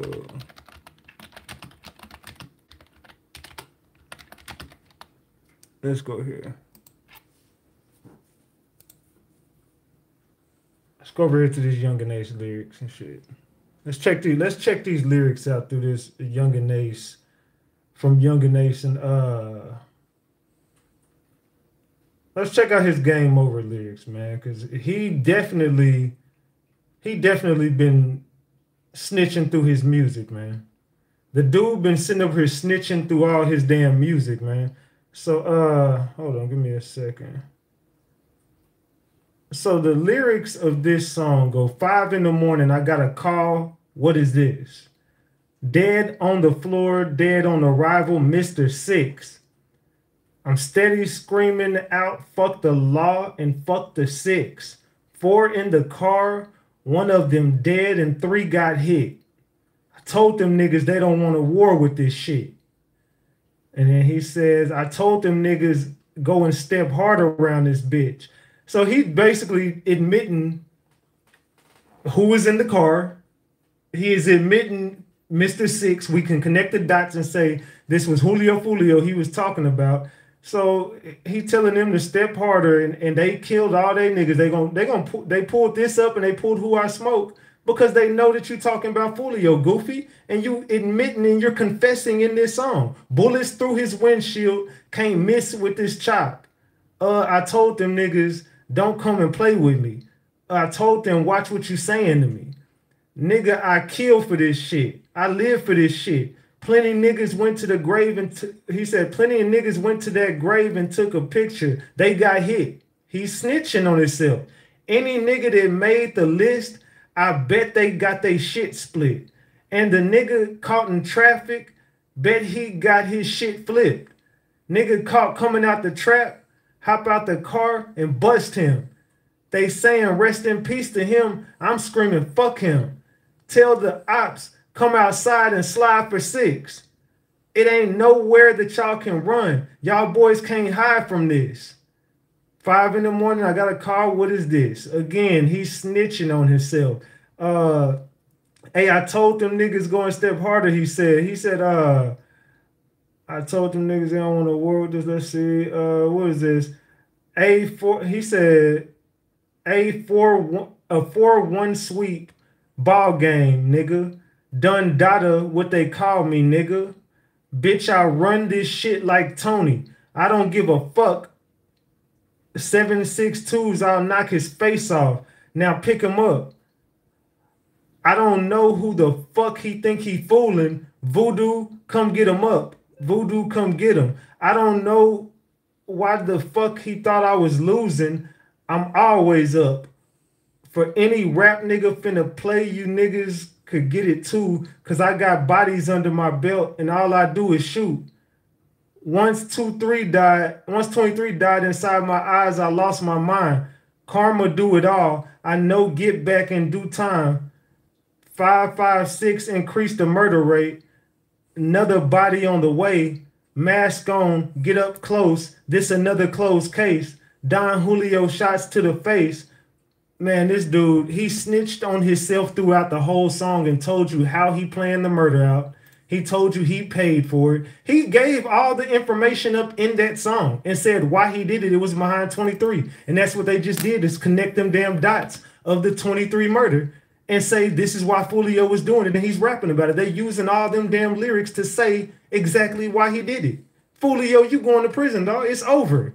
Foolio finna get hit with that. I mean, Yungeen Ace, I'm saying Foolio. Yungeen Ace is finna get hit with that RICO. Nigga, you killed Foolio. It's period, point blank. We know you paid for the hit. You going to jail. Once this case is over and they give all these dudes life, they coming back with a sweep in Jacksonville, and they going to pick up every 1200 member. They're going to pick up every ATK member. They're going to pick up every NHG member, and all of them are going to get tied into a RICO and go down for murder for hire. This is when they started playing the song, and watch how she reacts to this song getting played. Watch how Alicia Andrews reacts. Watch how she reacts to this though.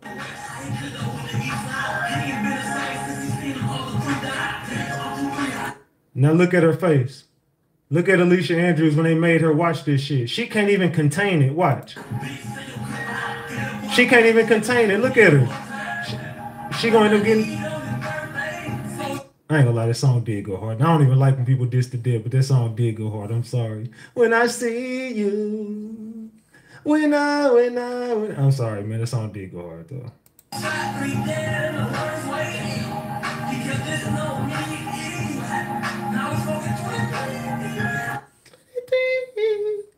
I'm sorry, y'all. I ain't dissing the dead, but that song did go hard. But look how she looking, boy. She pissed off. You could tell she hot right now.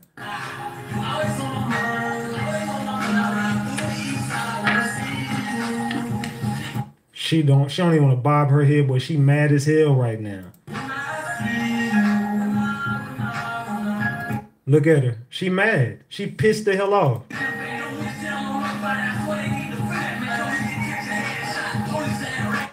Man, he was on their ass in this track.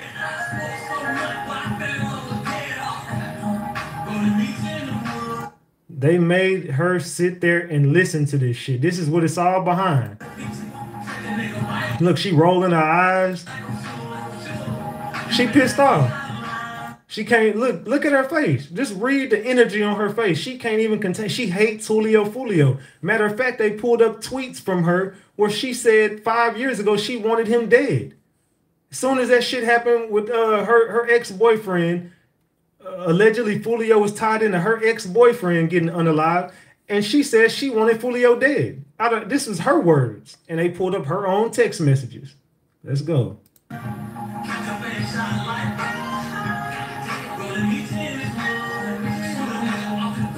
Look, she pissed the fuck off right now. Hey, it's a lot of studs waiting. I'm gonna be real. Hey, Alicia, you a pretty chick. It's a lot of studs waiting. Hey, they waiting. You fresh meat on the line. It's a lot of studs waiting. They can't wait to get their chance to crack. So you're gonna have a hard time in jail. Them studs waiting in Jacksonville. To the Florida studs waiting.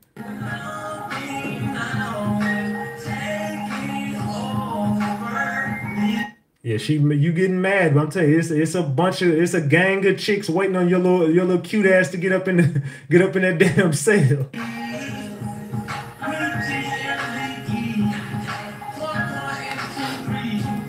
Yeah, you gonna have a hard time.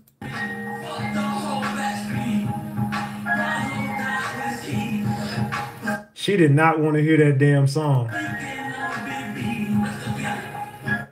but I'm gonna be real. Your lawyers are horrible because your lawyer should have told you your body language is everything because the jury is watching your body language. Get your fucking fake hand out of your face. You know what I'm saying? Get your face out of your hand. However the hell you say it. Put your sit down, face straight. Keep your hands on the table. Jot down some notes every now and then. Act like you're interested. Don't, you know what I'm saying, make eye contact with nobody. Just chill, relax. What the fuck are you doing? Why is your body language like the jury's gonna read this and be like, oh, she definitely guilty. Oh yeah, she over there mad as hell when a diss song getting played. I thought she didn't know nothing. If you don't know nothing, this shouldn't bother you. You digging in your eyes, you pouting and rolling your eyes, girl. You guilty as hell. Get your ass ready for jail. Get your ass ready for jail. Yungeen Ace's name has been brought up so much during this Foolio trial, but today it is even worse because right now they have an expert on the stand, and that expert is saying that Yungeen Ace is the head of ATK, and that ATK stands for Ace's Top Illers. Now, on top of that, he is saying that the guys who are being accused of unaliving Foolio are either in that gang or they are affiliated with it.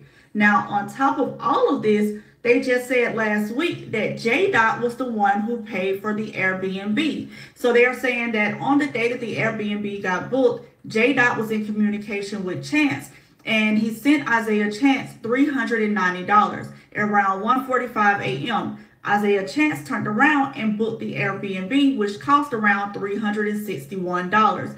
So now they're getting these other people that are outside of this case, J-Dot and Yungeen Ace, and they're bringing them up and affiliating it with this unaliving. Now, it's even to the point where they're about to start playing the diss tracks once we get back from lunch. Now, once again today, we've had multiple officers take the stand talking about weapons, ammunition, talking about where the bullets landed on the car and the role they played in this case. But right now, we have the grain expert on the stand, and they're about to start going through some of these diss tracks and trying to correlate it to this unaliving. Soon as I have some more information, y'all, I will let you all know. But as of right now, I still haven't really heard anything that is tied back to Alicia Andrews. Alicia Andrews, I ain't gonna lie, she has a tricky case, man. But what do y'all think? Do y'all think Alicia Andrews is gonna go down for this? Do y'all think Alicia Andrews will go down for this? Let me know. Did you date someone who was associated with a rapper by the name of Yungeen Ace? Yeah. What is Yungeen Ace's real name? Keontae. Is that Keontae Bullard? Mm-hmm. And who were you dating that was related to Mr. Bullard? Trayvon. When that witness said his name, the courtroom froze because Trayvon Bullard wasn't just anyone. He was Yungeen Ace's brother, and her testimony didn't just reopen old wounds. It exposed a bloodline connection that could finally unravel Foolio's murder and bring the entire ATK empire crashing down. The night the witness spoke, Yungeen Ace's hidden link to Foolio's murder. The courtroom air was heavy, thick enough to make breathing feel like betrayal. Every seat was filled, cameras pointed, and in the witness stand sat a woman whose name had barely been whispered before that day, Aaliyah McCrae. The prosecutor's voice was calm but surgical, cutting through the tension with precision as he asked her about her past. She answered with a quiet, yeah, and when he asked who she had dated, she said a name that changed everything, Trayvon Bullard, the brother of Yungeen Ace. The moment that name left her lips, it was as if the ghosts of Jacksonville's past had stepped into the courtroom. Everyone knew what that meant. It wasn't just a random connection. It was a bloodline linking two of the city's most notorious rap rivals, Foolio and Ace, whose feud had already written itself in bullets and graves. He got shot. That simple statement was the... So right there, one of the witnesses on that stand connected right in with this Foolio unaliving, bro. She's the ex-girlfriend of Yungeen Ace's brother who died, and they're starting to connect the dots and put this damn story together.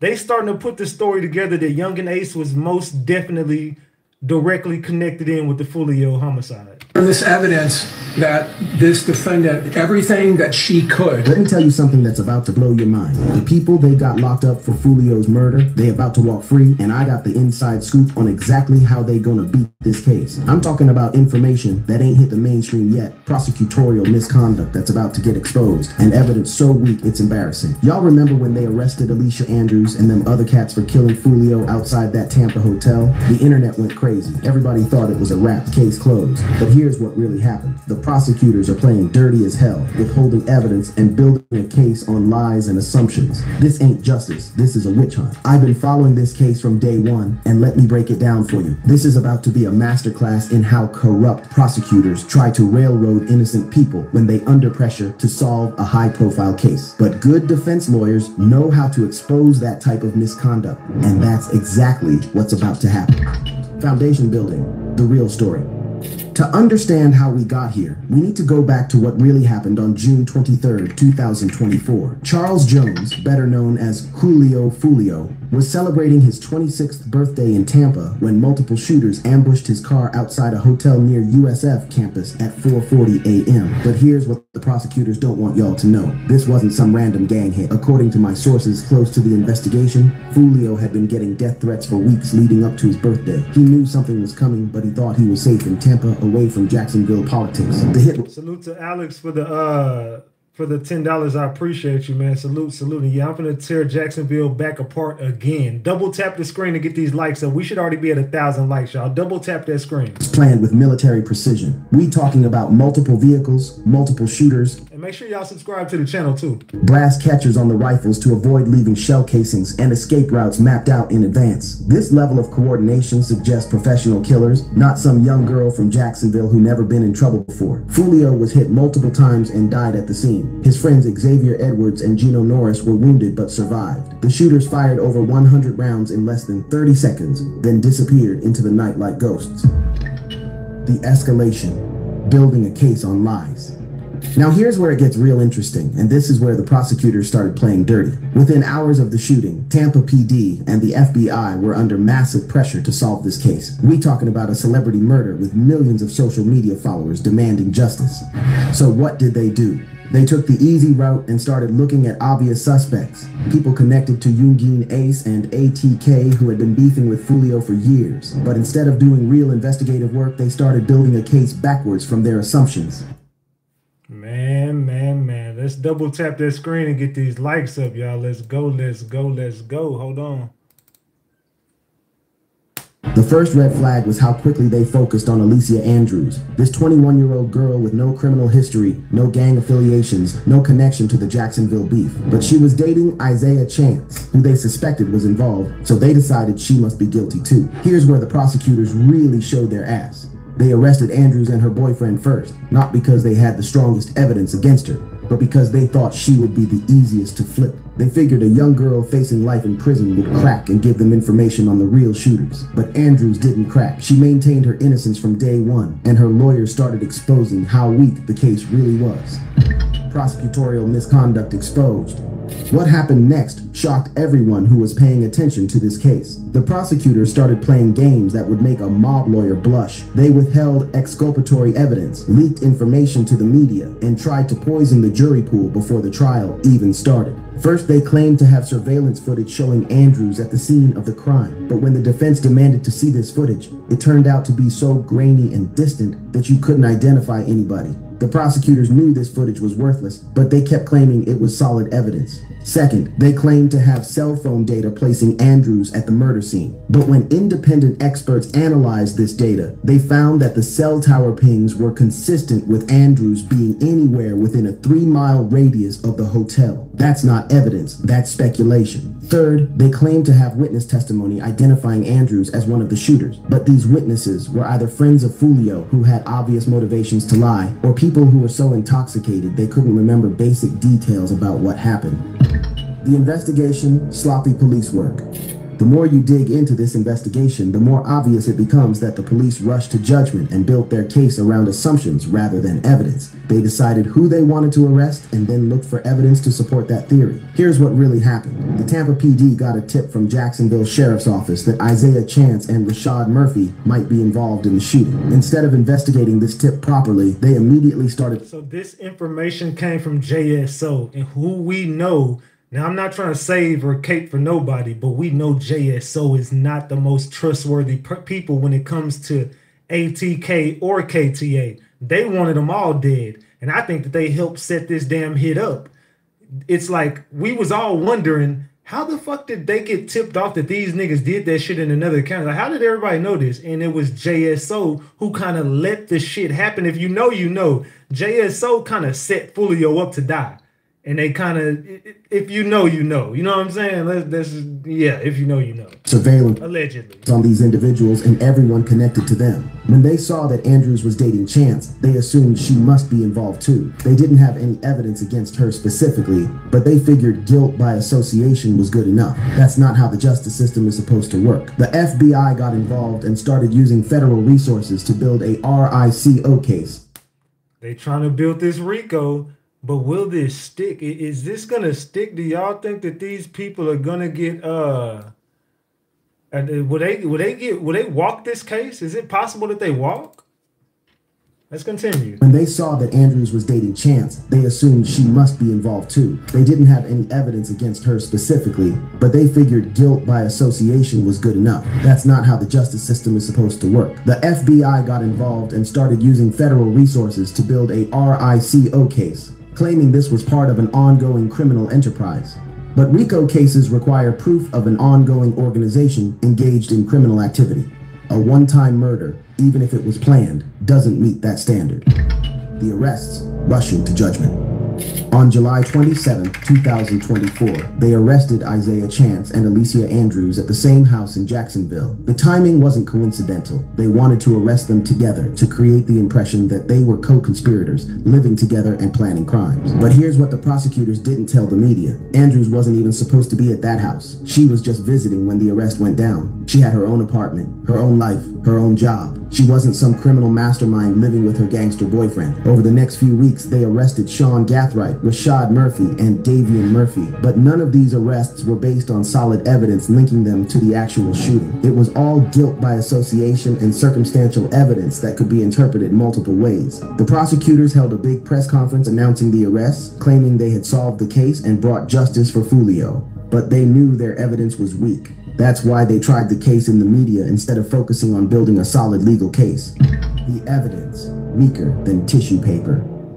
Let me break down the evidence the state claims to have and why it's about to get thrown out of court. First, they got surveillance footage from various locations around Tampa showing vehicles and individuals they claim are connected to the murder. But here's the problem. Most of this footage is from a distance at night with poor lighting. The defense brought in video enhancement experts who showed that positive identification from this footage is impossible. You literally cannot tell who these people are or what they're doing. Second, they got cell phone data showing certain individuals in the Tampa area around the time of the murder. But being in Tampa ain't illegal, and cell phone pings ain't precise enough to put someone at the exact location of the crime. The defense brought in telecommunications experts who explained how unreliable this type of evidence really is.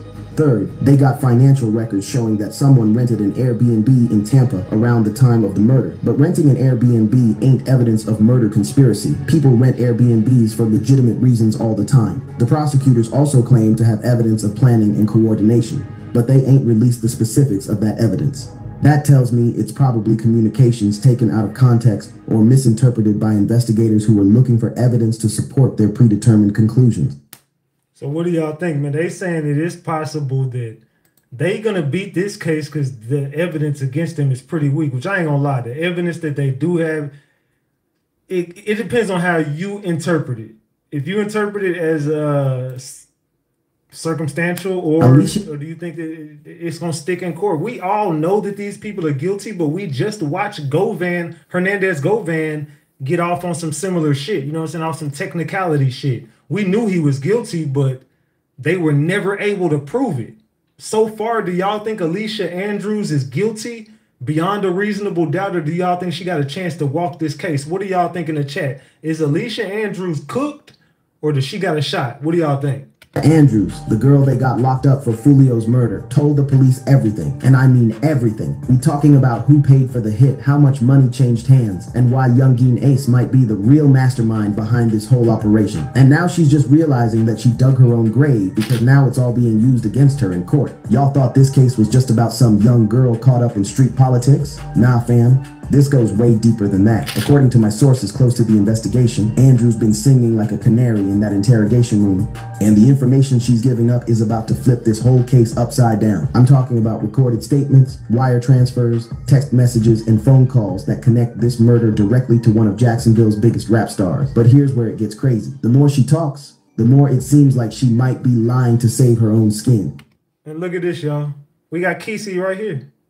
We got Kesey right here. I told him, why you lie, dog? You was talking to Alicia. He said, laughing my ass off, bro. What? And I said, they brought it up in court. You talked to Alicia Andrews the night Foolio died. I'm not making this up. Don't try to say, bro, what? Like I'm just lying and making this up. You was talking to Alicia Andrews the night Foolio died. Don't say, bro, what? You cooked. You caught up. Let me break this whole situation down for you because what's happening behind closed doors is wilder than anything y'all seen on social media. Foundation building, the real power structure. To understand how we got here, we need to talk about the real power structure in Jacksonville and who really had the money and motivation to take out Foolio. See, everybody been focusing on the street level beef between ATK and 6 Block, but the real money and power in this situation comes from a completely different level. Yungeen Ace ain't just some rapper from the hood no more. This man got major label deals, publishing money, touring revenue, and business investments that put him in a completely different tax bracket than the average street dude. We talking about someone with access to serious money and the connections to make things happen without getting his hands dirty. But here's what people don't understand about Ace. He's smart as hell when it comes to business and staying out of legal trouble. This man been through the system, lost homies to violence, and learned how to move different. So the idea that he would directly order a hit and leave evidence behind don't make sense with his track record. However, according to what Andrews allegedly told the police, Ace didn't order the hit directly. Instead, he put up money as a bounty, letting it be known that anyone who took care of the Foolio problem would be compensated handsomely. That's a completely different level of criminal sophistication that's much harder to prove in court.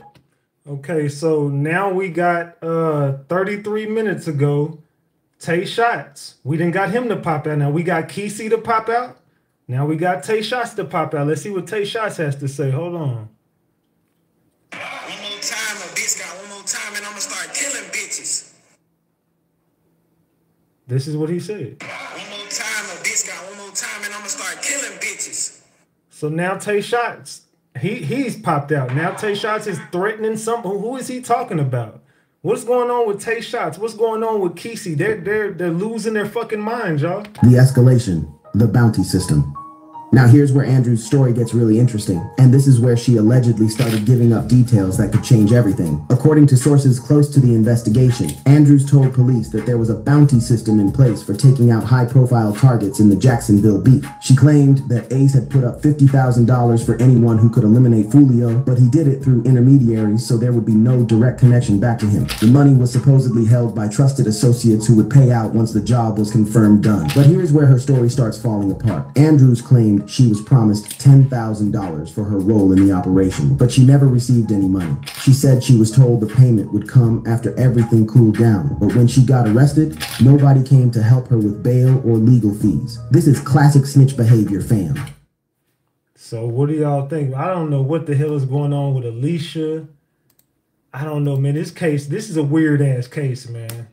When the money don't come through and you're facing life in prison, suddenly you remember all kinds of details about who was really behind everything. But the question is she telling the truth or is she making up stories to get a better deal from prosecutors? The turning point. The interrogation tapes. What happened next is where this story gets really wild. According to my sources, the FBI and Tampa PD have hours of recorded interrogations with Andrews where she breaks down the entire operation from start to finish. And let me tell you, if even half of what she's saying is true, this case is about to get a lot bigger. Andrews allegedly told investigators that the hit was planned weeks in advance, with multiple people involved in surveillance, logistics, and execution. She claimed that Isaiah Chance, her boyfriend at the time, was the main coordinator, but But I'm gonna tell y'all something that they fucked up on when it comes to her interrogation. They could only play so much because she asked for a lawyer. Now, even though she asked for a lawyer, in the end, she still gave up some, I think like about an hour's worth of information in the beginning, but then ended up saying like, I want a lawyer. So, and they kept letting her talk, but they cut out everything that she said after she said she wanted a lawyer, and they kept pressing her to talk. So they got hours with her, but they fucked up. You know what I'm saying? When she said she wanted a lawyer, they kept letting her talk. So they had to cut that shit out of court. He was taking orders from higher ups in the ATK organization. She said the plan was to wait for Foolio to be vulnerable, preferably outside of Jacksonville where he had less protection. When they found out about his birthday trip to Tampa, that became the perfect opportunity to strike. But here's the most damaging part of her alleged confession. She claimed to have said, does it seem like the police violated her rights?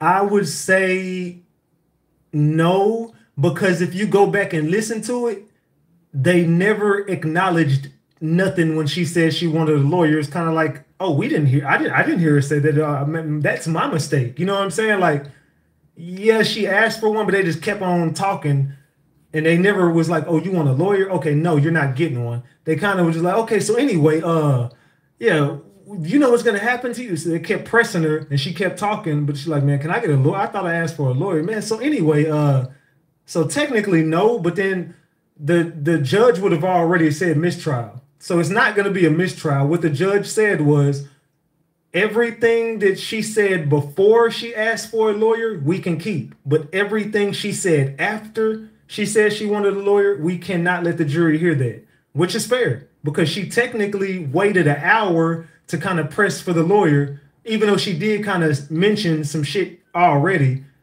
But when she kind of was like, no, I'm done talking, I want a lawyer, at that point, they cut the interview and they could not let that be played to the jury. So unfortunately, she said a lot more that we'll never hear because they fucked up. And she kind of, from what I heard, gave the drop on everything, but she stayed solid in the beginning. So even based on whatever the fuck she said afterwards, it don't even matter because she asked for a lawyer. So we'll never know. Recordings of phone calls and text messages that prove Ace's involvement in financing the operation. If these recordings exist and they're authentic, that's game over for Ace's career and possibly his freedom. The investigation, following the money. Now here's where the FBI started getting really interested in this case. Money laundering and racketeering are federal crimes, and if they can prove that Ace used his legitimate music income to finance criminal activities, they can seize all his assets under RICO statutes. According to Andrews' alleged statements, the money for the hit came through a complex network of cash transactions, cryptocurrency transfers, and business payments designed to hide the true source and purpose of the funds. This level of financial sophistication suggests someone with serious resources and knowledge of how to move money without detection. The FBI brought in financial crimes specialists to trace these transactions, and what they allegedly found was a pattern of payments that coincided with escalations in the Jacksonville beef. Every time someone from 6 Block got killed or attacked, there were corresponding financial movements in accounts connected to ATK associates. But here's where it gets complicated. Proving that these financial transactions were payments for criminal activities is extremely difficult. Defense lawyers can argue that these were legitimate business expenses, loans between friends, or payments for legal services like music production or promotion. The arrests building a RICO case. The reason the feds decided to charge this as a RICO case becomes clearer when you understand what Andrews allegedly told them about the organizational structure behind the hit. Yeah, she didn't just implicate individuals. Yeah, I'm going to play her interrogation tonight. I'm going to play it. Shooters. She described an entire criminal enterprise with Ace at the top, coordinators in the middle, and shooters at the bottom. According to her alleged statements, ATK operates like a business with different people handling different aspects of their criminal activities. Some people handle the music and legitimate businesses, others handle the street operations, and a few trusted individuals handle the money and coordination between the two sides. This type of organizational structure is exactly what RICO was designed to target. Ongoing criminal enterprises that use legitimate businesses to hide their illegal activities. If the feds can prove this structure exists and that Ace was at the top of it, they can charge him as the leader of a criminal organization. But here's the problem with Andrew's story. She was supposedly just a girlfriend who got caught up in the situation. How would she have detailed knowledge of the organizational structure and financial operations of a criminal enterprise? Either she's lying to make her information seem more valuable, or she was much more involved than she initially claimed. The evidence. what she allegedly gave up. Let me break down what Andrews allegedly told the police, because if this information is accurate, it's about to destroy a lot of people's lives. Yep, and look who knows their life gonna be ruined. Look at this. Look, this Kesey. This Kesey right here. He said, laughing my ass off, bro, what? I said, they brought it up in court. You talked to Alicia Andrews the night Foolio died. He said, I did? Screen recorded for me. I said, so you didn't hear them bring your name up in court? And I said, so I'm asking you, did you talk to her that night? I just want to know straight up, did you talk to Alicia Andrews that night? What you mean I did? Question mark. A innocent person gonna be like, nigga, I didn't, ain't no way in fucking hell I talked to no Alicia that night. Kesey, we know you watching. We want to know, did you talk to Alicia Andrews the night Foolio died? That is a clear yes, I talked to her, or no, I didn't. But the fact of the, who else in here heard the prosecutor say that? I'm not making this shit up. Don't make me have to go back in this court shit and show y'all. I swear on everything I love, the prosecutor said Alicia Andrews talked to there's a text thread between her and ATK Kesey. This, they said it in court. Did anybody else hear that shit, or am I making it up? Let me know in the chat. Did anybody else hear the prosecution say that Alicia Andrews was texting ATK Kesey the night Foolio died? This is what they said in court. I ain't make this shit up. He talking about I did, question mark. Nigga, you know they did. You know you talked to her. They said it in court. They said ATK Kesey and Alicia, I believe they said, if I'm not mistaken, they said she hit you up. I don't think it was the other way around. I think Alicia Andrews hit you up like, nigga, job done type shit. First, she claimed to have recordings of phone calls between Isaiah Chance and higher-ups in ATK discussing the Foolio situation and the bounty that was available. See, the chat heard it, bro. I'm not making that shit up. Everybody in this damn chat heard them bring up your name.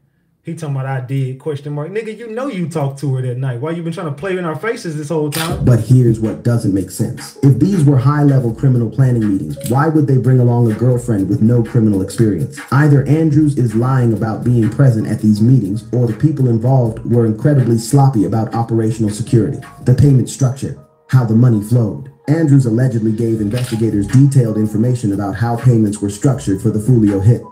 According to her statements, the money didn't flow directly from Ace to the shooters. It went through multiple intermediaries to create distance and plausible deniability.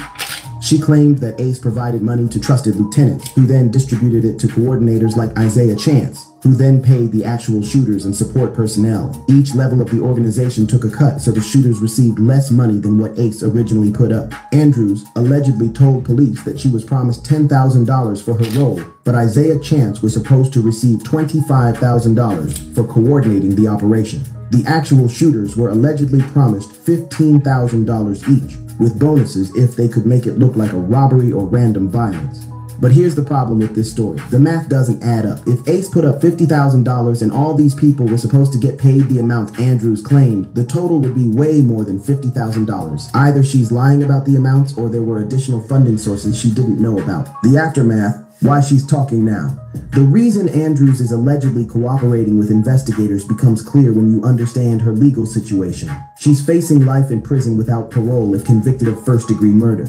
Her only hope of avoiding that sentence is to provide substantial assistance to the government in prosecuting bigger targets. But here's where it gets interesting. Andrews' cooperation might not be as voluntary as it seems.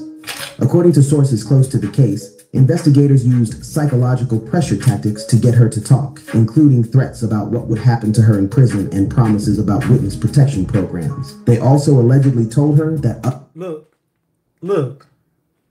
This is what he said. He said, free her. She innocent, I think. Look, I'm going to say, so did y'all talk? Look, he just said, free her. This is Kesey. This is Kesey. Okay, so y'all don't say, he laughing at my shit now. Hold on. So y'all don't say, hold on, how to click it. So y'all don't say this ain't his profile. Look, that's definitely his profile. And that's definitely him saying, free her. So that's definitely Kesey talking to me right now. He said, free the innocent, Ratchet. I'm going to say yes or no. Why? they say y'all talked on IG. He just said, free the innocent, Ratchet. Look, this is Kesey. He talking about free the innocent. He wants her free. This is Kesey saying he wants Alicia Andrews free. And he talking about, who is she? I said, the girl on trial, good as a girl. And then I said, you know who I'm talking about. Did y'all talk that night? He said, she innocent, I think. I said, so did y'all talk or no? He said, free the innocent, Ratchet. I said, yes or no. And then I said, why they say y'all talked on IG?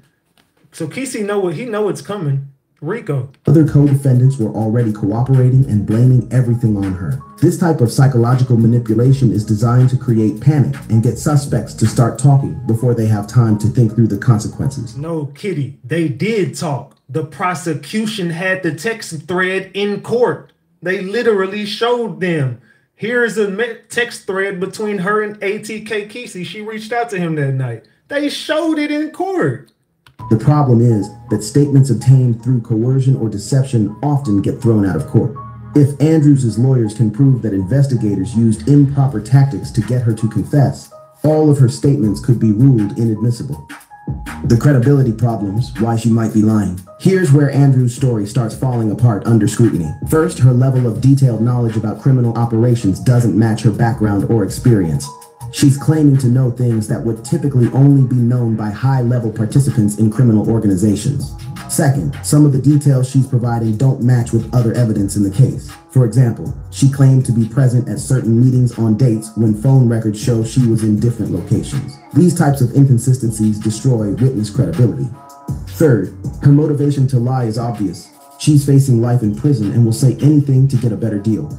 Prosecutors love cooperating witnesses, but juries are often skeptical of people who are clearly trying to save themselves by blaming others. The defense is going to tear her apart on cross-examination. They're going to show that she's changed her story multiple times, that she has obvious motivations to lie, and that many of her claims can't be verified through independent evidence. Alicia Andrews is a fucking wild card in this case. She's a wild card. Second, she allegedly provided bank account information and transaction records showing payments that she claimed were connected to the hit. These weren't direct payments to the shooters, but rather payments to intermediaries who then distributed the money to the people involved in the operation. Third, she gave up names, dates, and locations of meetings where the hit was allegedly planned and coordinated. She claimed to have been present at some of these meetings, which would make her a direct witness to conspiracy charges. But here's what's really interesting. She also allegedly told police about other unsolved murders and attacks in Jacksonville that she claimed were connected to the same bounty system. If she's telling the truth, this case could blow up unsolved violence in the city. The social media evidence, digital breadcrumbs. One of the most damaging aspects of Andrews' alleged confession involves social media evidence that she helped investigators interpret. She claimed that certain posts, lyrics, and interactions on social media were actually coded communications about criminal activities. For example, she allegedly told police that when Ace posted certain lyrics or made certain references in his music, it was actually communicating messages to people involved in street operations.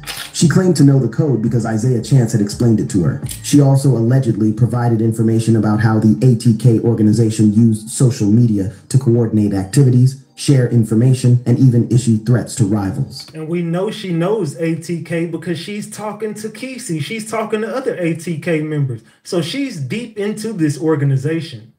Kesey knows he talked to her that night. That's the crazy part. This type of digital evidence is extremely valuable to prosecutors because it creates a paper trail that's hard to deny. But here's the problem. Interpreting social media posts and rap lyrics as evidence of criminal activity is controversial and often gets thrown out of court. Defense lawyers can argue that this is just artistic expression of normal social media behavior, not evidence of criminal conspiracy. The wire transfers following the digital money.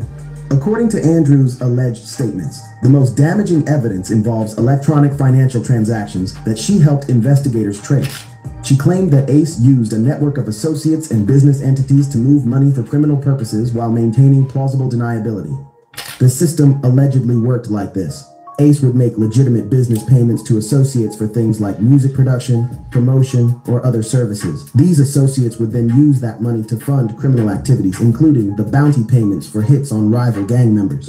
Andrews allegedly provided account numbers, transaction dates, and the names of people involved in these financial networks. If this information is accurate and the FBI can verify it, that's the type of evidence that can bring down entire criminal organizations. But here's where her credibility becomes questionable. How would a young girl with no criminal background have detailed knowledge of complex money laundering operations? Either she's much smarter and more involved than anyone realized, or she's making up sophisticated sounding stories to impress investigators. The coordination meetings, planning the hit.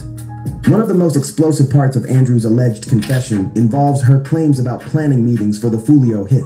She told investigators that she was present at multiple meetings where the operation was discussed and coordinated. According to her alleged statements, these meetings took place at various locations around Jacksonville, including recording studios, restaurants, and private homes. She claimed that Isaiah Chance brought her to these meetings because they were supposed to look like social gatherings, not criminal planning sessions. She allegedly provided specific details about who was present at these meetings, what was discussed, and what decisions were made. She claimed that the final decision to move forward with the Tampa hit was made at a meeting just days before Julio's birthday.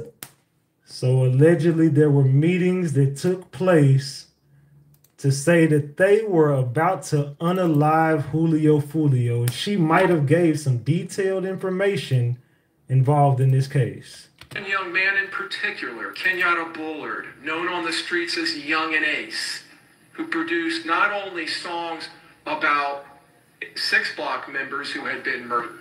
In the days after the murder of Charles Jones, he produced a song just within almost 48 hours and put it up, talking about the murder of Charles Jones, the specific facts of it. See, you cannot escape your past. The sins of your past will always come back to haunt you. Though Yungeen Ace has moved out of Jacksonville, started a family, trying to do, different things. But things he did in his past will come back and haunt him. Look how he's coming up in this Charles Jones trial. His past is coming back to haunt him, but unfortunately for him, it's going to be death or jail for life. And I really believe they're going to kill Yungeen Ace. I really feel like that. At some point when you were younger, did you date someone who was associated with a rapper by the name of Yungeen Ace? Yeah. What is Yungeen Ace's real name? Keontae. Is that Keontae Bullard? Mm-hmm. And who were you dating that was related to Mr. Bullard? Trayvon. How is Trayvon Bullard related to Keontae Bullard? They're brothers. When did you date him? In 2018. And did something happen to him? Yeah, he passed away. And then pass away. We all know what happened. Double tap that screen, man. Can we get everybody in this building to double tap that screen if you're enjoying the content? We also got $60 on the screen. We 40 away from a honey bun. $40. Double tap that screen, gang, and support the channel. Let's go. When did he pass away? June 5th, 2018. And how did he pass away? He got shot. Was that a part of this rival gang war? I'm assuming. And when you say that he, at that point back in, you said 2018, was there even a group called ATK back then? No. And going back to Yungeen Ace, what was it known as back then? Yungeen Gang. And is there music and rap music that is associated? Do you need a Kleenex or a tissue? You're okay? Okay. Is there music and nicknames and rap names associated with the music that these gangs are putting out? Yes. And what did your boyfriend's brother, what did he go by? Ace. And is that, you said back then, the group that hung out with him, his gang was called what? Yungeen Gang. At some point after the death of your boyfriend, Did you continue to hang out with his brother and his brother's group? I kept in contact, but I didn't really hang out with him. Were you interested in all of that back and forth that was going on between Yungeen crew and the rival neighborhood gang? No. Your boyfriend back then, he was associated with the group that was against Charles Jones' group, is that correct? Yeah. Is that some of the concern that you had with people finding out where you were? Yeah, I just didn't want to be a part of none of the media stuff. Is there a lot of social media that goes on with these two rival groups? Yeah. Thank you for the $10. Salute, salute. I'm going to show you what's been marked for identification, States Exhibit 34. Do you recognize that individual? Yes. Is that a fair and accurate picture of that individual? Mm-hmm. Your Honor, at this time, we'll introduce into evidence States Exhibit number 34. Any objection? Okay. Then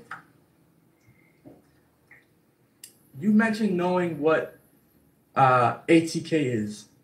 Did you say that? I said I don't know what that is. Oh, you don't know what ATK is? No, I don't know what that means. I wasn't. No. Oh, so sorry. Not the meaning of ATK, but that Yungeen Ace is a part of ATK. Did you say whether you know that?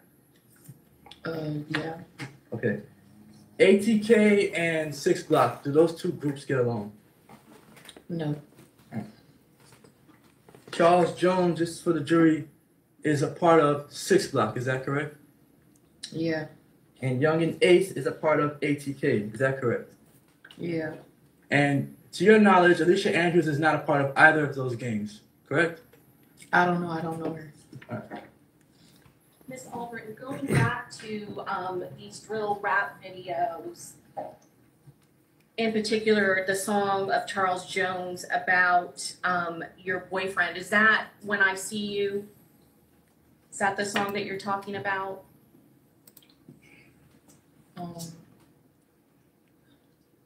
I guess, yeah. And that's one of the music or drill rap videos that you don't like, is that correct? I don't care for them. Does the other side, does Yungeen Ace and ATK, do they do similar rap videos about Charles Jones' 6 Block group? I don't know. I don't listen to either, honestly. Okay. But you are aware of the back and forth, is that correct? Yeah.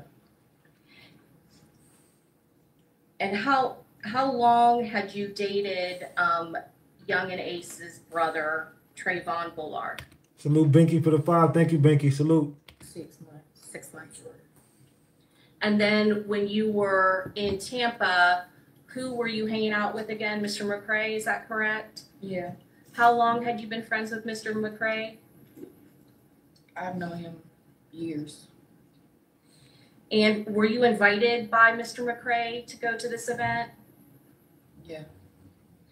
Do you know how long it had been advertised or how long Charles Jones had planned to go to this appearance in Tampa? No.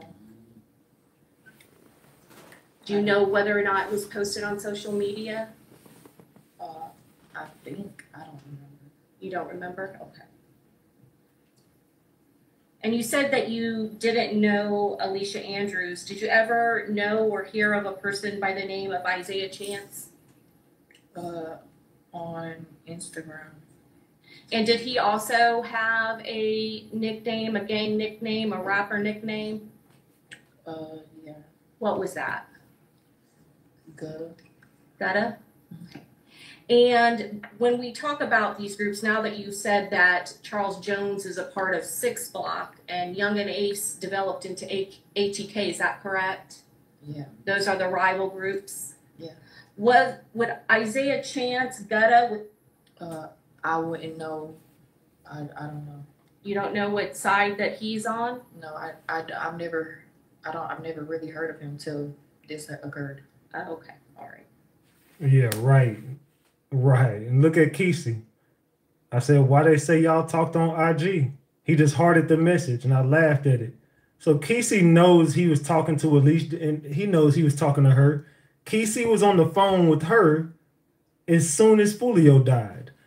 And you're saying you're not connected? 5 in the morning, got a call. Who is this? And Kesey had all the details. Man.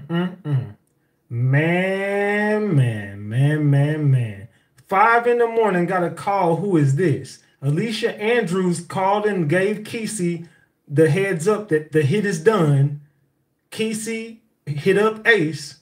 Who is this? Oh, and you gave me all the details of what happened. Salute. I appreciate you, Kesey. Kesey called Yungeen Ace to tell him what Alicia Andrews just told him. Man. We done solved this part. Kesey, you going to jail, bro. You might as well pack your little bags, bro. You going to jail. What? Yungeen Ace has now canceled all his tour dates that were scheduled to take place this month. So, nigga, I'm sorry, Yungeen Ace. Like, nobody don't give a fuck about you no more. I told you, nigga, this is like, yo, bro, it don't make no sense, bro. Like, bro, when your main enemy died, the beef dead. Like, the beef is what kept shit strong. Like, the beef is what kept shit fun. Like, King Von and FBG Duck should have never died. Little Dirk shouldn't be in jail right now. Shit is boring. Now we stuck with NBA Youngboy just fucking doing concerts and shit. My nigga, I ain't gonna lie, man. Shit kind of boring, my nigga. I ain't gonna lie. I mean, I'm looking for violence, my nigga. I ain't gonna lie. And not amongst myself, nah, because I don't want that energy with me in the universe. I like to watch it though. It's fun to watch some negativity shit, my nigga. I don't want to be a part of negativity. But anyway, Yungeen Ace, yeah, bro. With the 6 die, bro, like, what you canceling for? Ain't nobody gonna do? Yeah, we don't really give a damn about your music. It says, all trial I have said, they haven't linked her to anything. Today was the most they have shown of her connection. So do y'all feel, thank you for the $20, Charger Girl. Do y'all feel like she gonna beat this case? Is it possible that Alicia Andrews is fixing to beat this case, y'all? And they saying free her. They want her to come home. Fuck going legit. I'm still on the same shit. I still ain't changed shit. I keep the click on the same stick. Fuck going legit. Jay down the same car. I turn around and bought the same shit. Yungeen Ace admits to having something to do with rapper Foolio being unalived. Nigga, fuck that I got shot. Nigga, that got. Nigga, fuck your birthday. A nigga died from the chop. Nigga died the same day he came in. Got no chill, bitch, I'm on 10. 3 died, then 10 more. Then 5 more, then 2 more. Then bro died. 6 go. Swing on me, then lost his arm for planning for a hoe. 11 bitch, this whole bop. Man, I fuck her for his low. Nigga, fuck going legit. Nigga, fuck going legit. He said he fucked her for the low. He said he smashed old girl for the low. Man, I fuck her for his low. I fuck her for his low. Man, I fuck her for his low. Nigga, fuck going legit. Nigga, fuck going legit.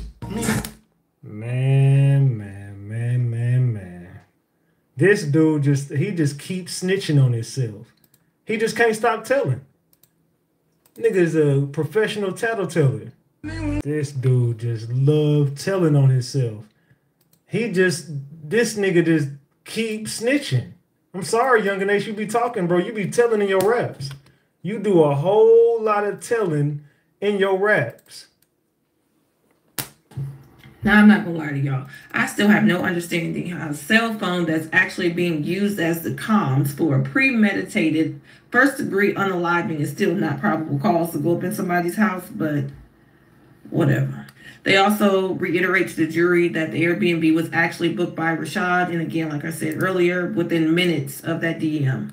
So then we end up in Gathrights iCloud backup, and they also state that Alicia's phone is not the only one that was never recovered.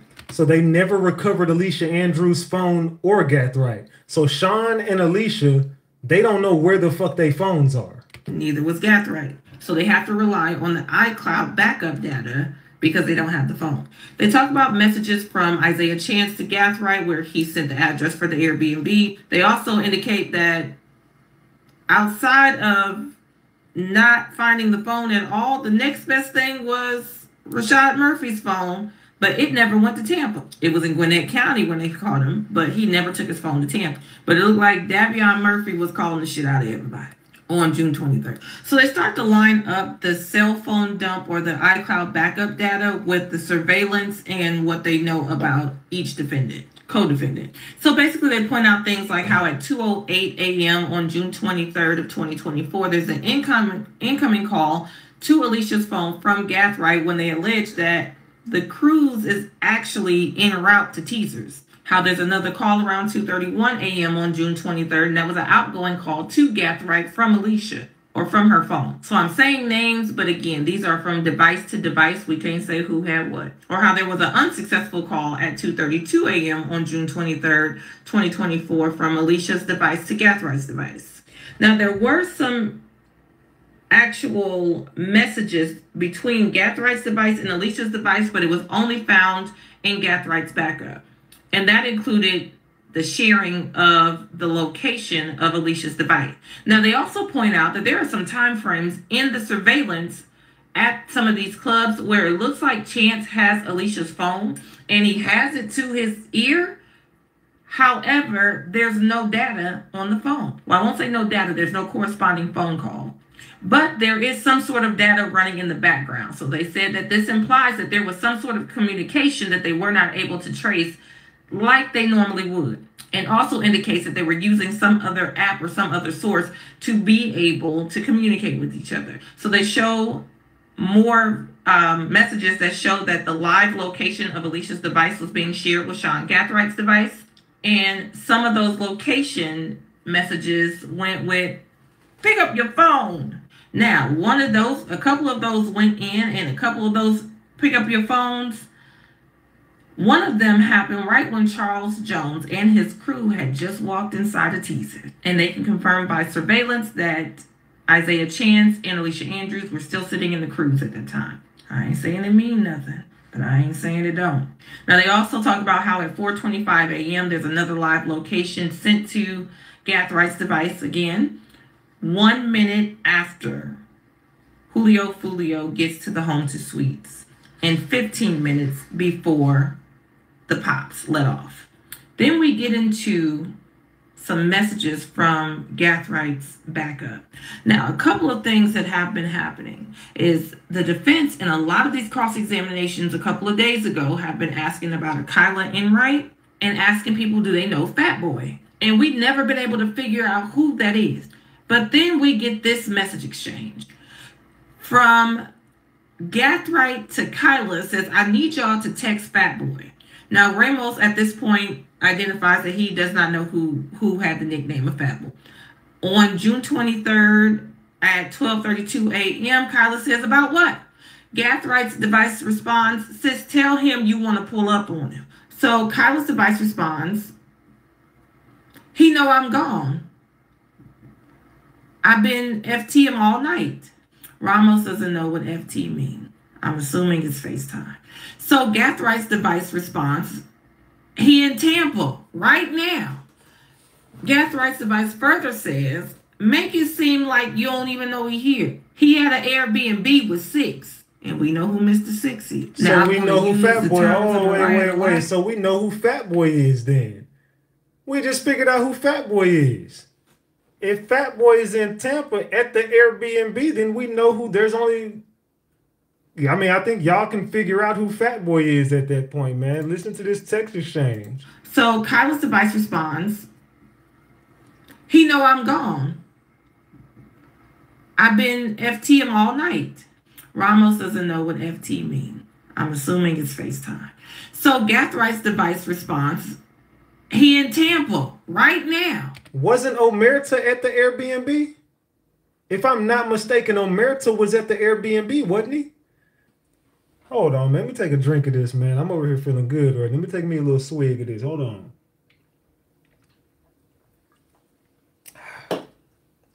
Didn't Omerta go to the Airbnb? Yeah, he did. Oh, man. Omerta, it was you, Fat Boy. Let's go. Gathright's device further says, make it seem like you don't even know he here. He had because he wasn't supposed to be there, remember?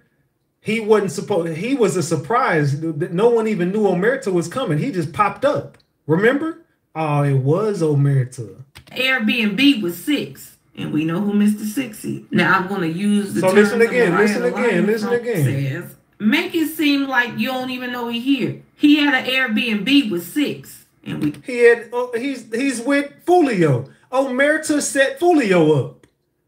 His big ass. They gonna roll his big ass up underneath the car or something. Yo, big. I knew it. I fucking knew it the whole time. I called it then. I said Omerta was involved. I knew it. I knew it. I knew it. Why would they be? You see how that's how he got hit in the arm and shit. They knew that. They knew he was driving that car. Omerta set the whole play up, dog. Listen to this shit again. Omerta set up Foolio.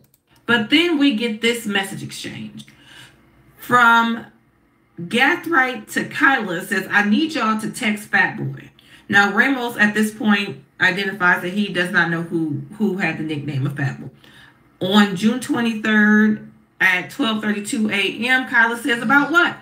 Gathright's device responds, says, tell him you want to pull up on him. So Kyla's device responds, he know I'm gone. I've been FT him all night. Ramos doesn't know what FT means. I'm assuming it's FaceTime. So Gathright's device responds, he in Tampa right now. Gathright's device further says, make it seem like you don't even know he here. He had an Airbnb with 6, and we know who Mr. 6 is. Now, look at this. Look, I did the video right here. Proof Omerta set up Foolio. Look, I did. That's the video I did right there. I did it September 9th, 2024. Proof Omerta set up Foolio.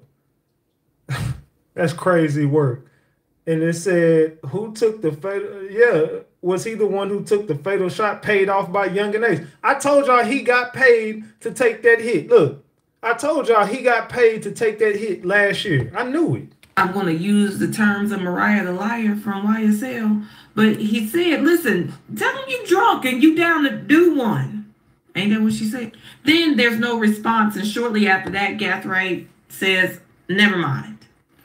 So right around 12:40, Kyla says, we at the club. You want to come to the B&B with us? Then sends a question mark. Gathright says, no, I'm in Tampa. I'm trying to see where his B&B is at. Kyla said, whose B&B? Gathright says, 6. Fools. It's his birthday and Fat Boy is with him. Kyla says, not here in Jacksonville. Never mind. Listen to it again. So right around 12:40, Kyla says, we at the club. You want to come to the B&B with us? Then sends a question mark. Gathright says, no, I'm in Tampa. I'm trying to see where his B&B is at. Kyla said, whose B&B? Gathright says, 6. Fools. It's his birthday and Fat Boy is with him. Kyla says, not here in Jacksonville. Gathright says, nah, they in Tampa. Kyla said, what? Let me FaceTime him. FT. Gathright then sends further instruction that says, bruh, play it like you don't know. Now she hits back and says, they going to teasers tonight. Gathright says, is he there yet? Kyla says, no. Now they then use, or advise that they use the software Cellhawk to take. Kayla. That name sounds fucking familiar. You know what? This would have been a good time to have Pip and goddamn Bossy in the goddamn room. Because I would love to fucking figure out who the fuck Kayla is. I know that name. Who the fuck is Kayla? Kayla. I know that name. Foolio's girlfriend? No, that ain't Foolio's girlfriend name, is it? Put it together. I'm trying. What the fuck is his? Who is Kayla, y'all? Who the fuck is Kayla? Because Kayla is the one who set it up. Kayla is the girl from that club, huh? Was that Kayla from the club? She was in their room. I'm trying to think. They said they were in a hotel. Kayla, man, no, that was Armani. Yeah, you're right. That was Armani. Kayla was in Jacksonville. No. Kayla was one of them girls from the Spaces. I'm remembering now. Kayla was back in Jacksonville, but I feel like I've talked to Kayla before. I feel like me and Kayla ran into each other. I'm gonna figure that out. I know who Kayla is though. Kayla helped set up Foolio. That's why I'm so determined on figuring out who Kayla is, because Kayla is one of the people who helped set up Foolio. The numbers and all those things, all the data from the cell phone dumps, and actually create a visual showing a map of all the devices in regards to this case. They also show with these maps that show the corresponding evidence. So when they show maps to show that Alicia Andrews' device is traveling from the Airbnb to Teasers, they also show the screenshot from the dump that shows that there was a screenshot of the Maps app, which shows that actual route to Teasers. They also show how the other devices like Gathrites kind of go back and forth from some of these locations back to the Airbnb and back. At this point, it's about time for lunch. Man. So those text messages and the fact that they do not have Alicia's phone and they do not have Gathrite's phone. They have neither one of those devices. All right, guys. So we come back from lunch and it's time to hammer out these limiting instructions because... No, I don't need that one. That ain't the one I need. Hold on. So it's at this point that they get back to the Airbnb and it's, how did they get in? It's I don't know. I mean, I went in through the front, that little snicker. Then they advised her that, hey, when you came to the front door, that set off the camera. Every time somebody came in the front door, it sets off the camera. So why the hell ain't nobody else on the camera? Just you. How they get in? Now, at this point, they're getting a little frustrated with her and because they're not getting anywhere with her. And they try to rattle her with the pings of her cell phone. So then they show her the phone tracking from the Airbnb to McDonald's and back, then to Teasers. And guess who else is at Teasers, they tell her? Foolio. Then your phone pings at Truth 18. Isn't that where Foolio's Instagram said the after party was? And then you show up at Truth 18. And maybe it was crowded. You know, you can explain all those things away. You couldn't get in the first place because of whatever with the bouncer, and in the second place, Truth 18, you didn't want to go in there because your band don't like packed places. But there's one place you can't explain that you also ended up with Foolio. It wasn't a club. You might need to explain this. This place right here, that's a hotel. She said, I didn't stay in no hotel. He said, we didn't say you did. But Foolio died there, and your phone was right there at the same time. So then Alicia starts to clean him up a little bit, talking about, I don't know what you're talking about. I don't know what you're talking about. We had to turn around somewhere. So the cop says, cool, you know Tilly? He's deceased, right? Wasn't that Zay's friend? Well, let me tell you something about Zay's friend, Tilly. He was set up. And again, I don't know the facts of that case. I'm just telling you what happened in the interview. But they go into, and the sergeant says, listen, he was set up by such and such girlfriend named Diamond. And all she did was get him to that place. She told him to come on through, had him thinking he was going to see her. So just send a few text messages. And she wasn't there when they ambushed him, but he wouldn't have been there without her text. A setup. And sending a few texts, and this girl is doing 20 plus years right now. I'm not threatening you. This is real life, and this is where we're at. Don't be like Diamond. Now, at this point, Alicia gets a little bit defensive, but it still is not a harsh response. She said, listen, you talking about, where he was at, but a lot of people could have been there. Not just me. He said a lot of people could have been there that also were at Teasers and at Truth 18, and now they're at the unalivened scene. Like, this is perfect for a homie detective. I got you. I got your phone. I got the beef between your boyfriend and his people versus Julio and his people. I got your ass stalking Foolio. She don't like that stalking word. What you mean stalking? I don't even know him. He said, well, conducting surveillance. I don't think that was better. And again, she's back at what you mean. Stalking? I don't know him.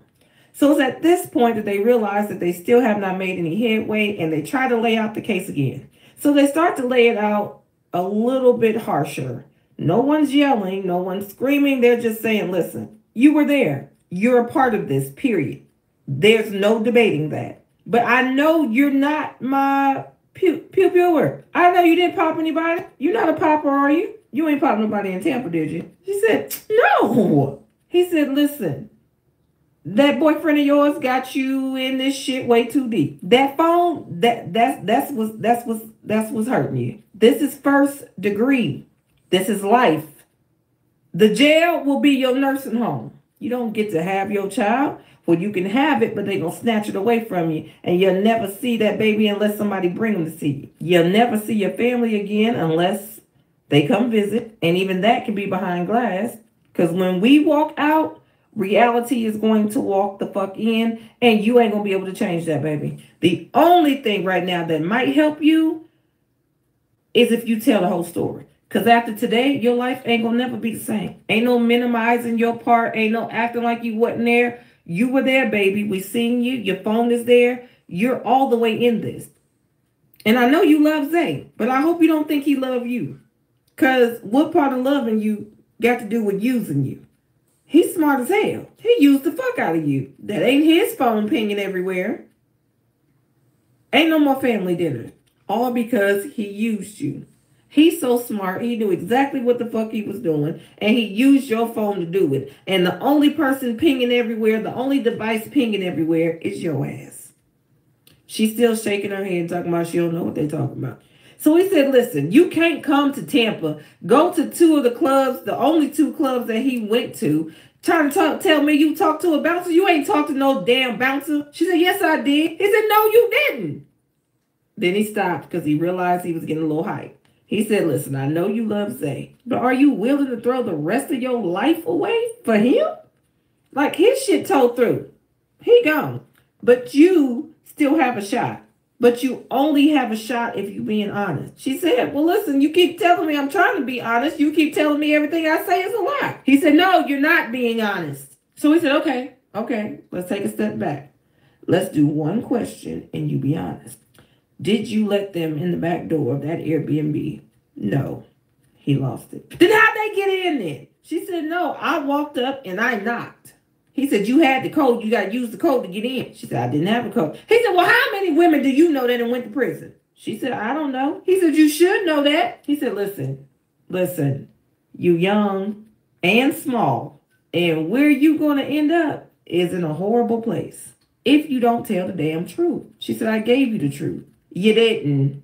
He's trying not to get frustrated, but he's getting frustrated.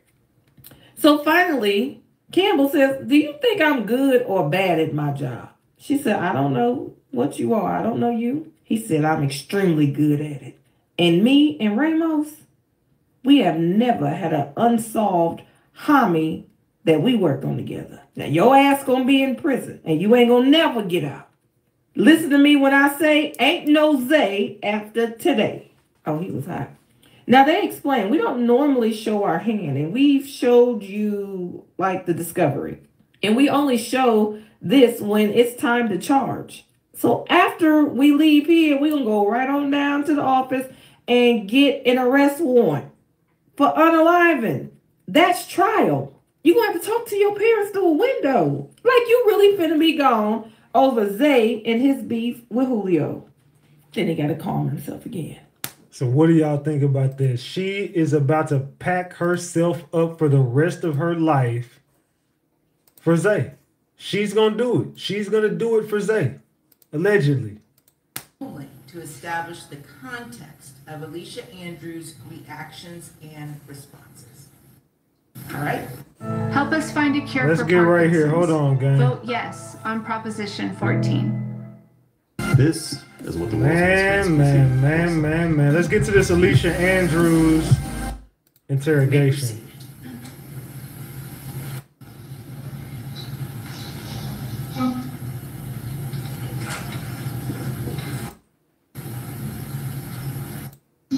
Okay.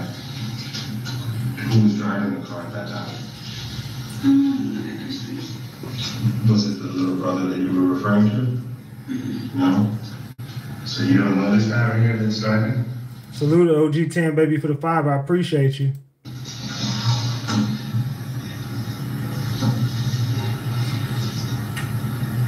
What she calls little brother? Maybe.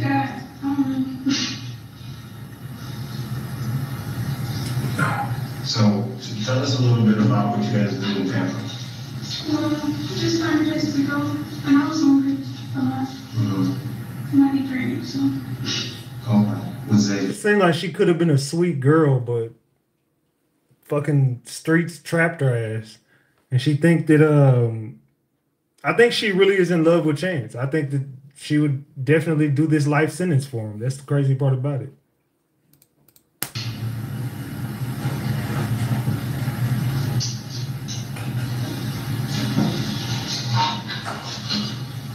She's so nonchalant about everything. You know, you did when you sent a message from your phone. Oh, I understand. Yeah. Talk about half-offs. Yeah, she does like half-offs whenever you do. She does what? She does half-off. Like, you can bring something for half a price. Okay. Who did you send a message to? Do you remember? I don't know her name, I think her. Like, she did promos, she puts on Instagram. Okay. Did she end up booking the Airbnb that you guys stayed at? Do you know who? Do you know who booked the Airbnb that you guys stayed at? I just asked, and when I was like, we're still going. Was the guy who was driving the cruise while you were at McDonald's, okay, who you hadn't met before, was he at the Airbnb when you guys left the Airbnb? You don't know? I was there first. Like, I'm gonna get the car. Okay. Like, I'm What car did you get into? Your ride? Your ride was it? Was it Uber? On the Uber app? Who drove that one? You was there? He probably did. I don't know. Okay. They're going over all that shit. It's kind of hard to hear though. I ain't gonna lie, it's kind of hard to hear. Y'all probably have to check that out on the yeah, y'all could check that out on their channel, man, because it's gonna be kind of hard to hear. I'll just get rid of through the rest of this update with it, but it's gonna be kind of hard to hear. I noticed it's real hard to hear on that shit, bro. All right, guys, so we come back. I already played there. Give me a second, but we could do the rest of the breakdown for this shit. Give me a second. He then attempts to kind of relate to Alicia and make her understand. This is basically what was happening in the shit anyway, but y'all can go watch the full interrogation on Law and Crime, but this will give y'all a breakdown of what the fuck happened in that conversation.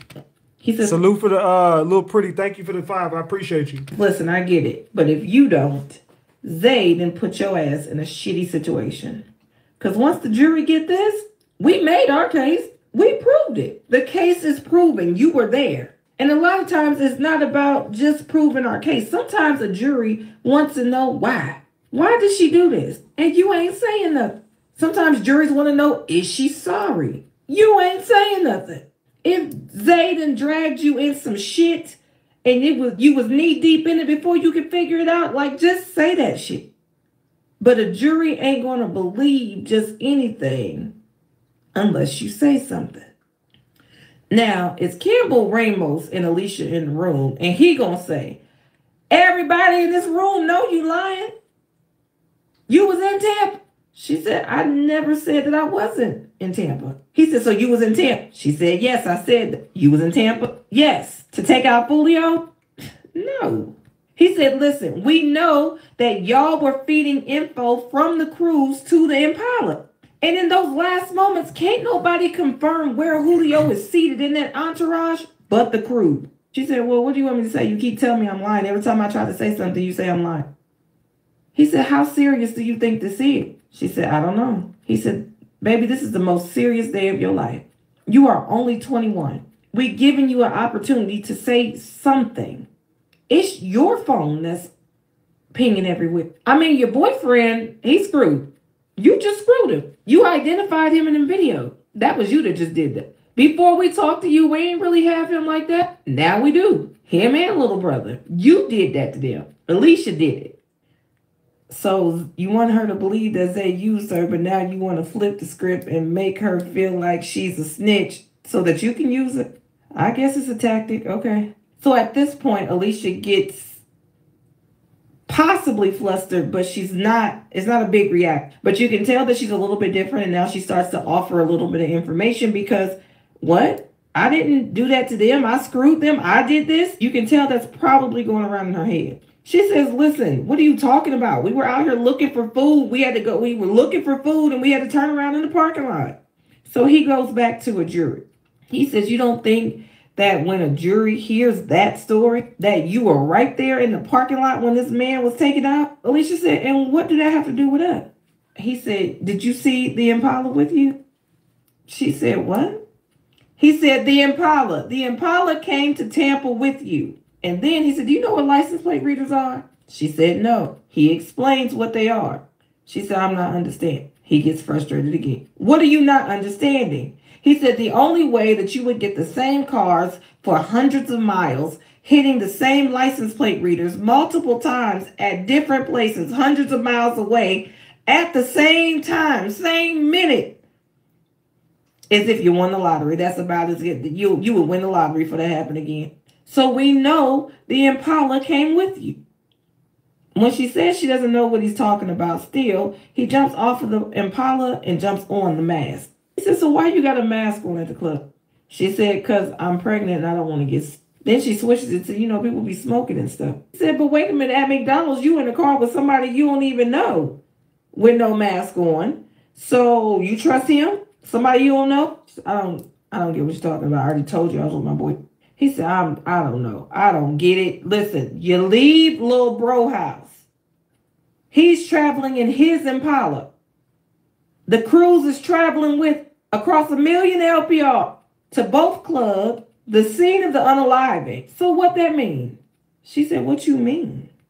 He's frustrated again.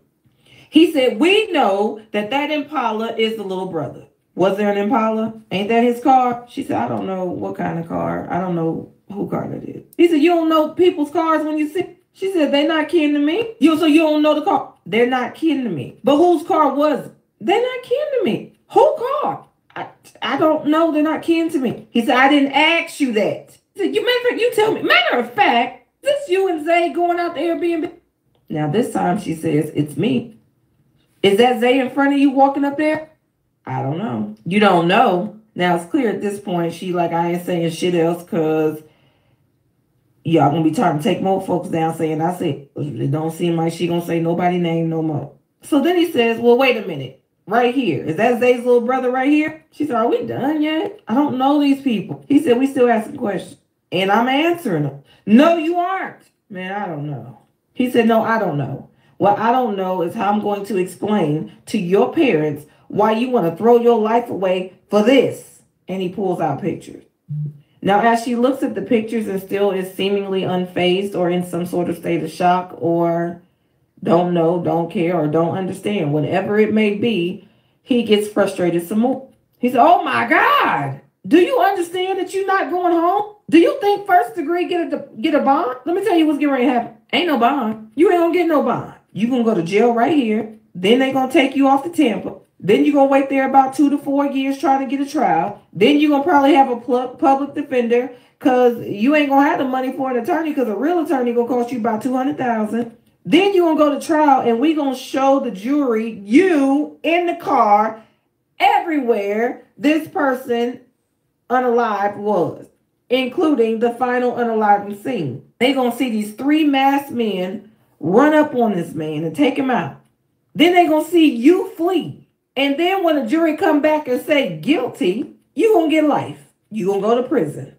You're going to live the rest of your life with another woman in a cell big as this room. You're going to have your little steel toilet in the corner with a little sink on top. Ain't no doors for that toilet.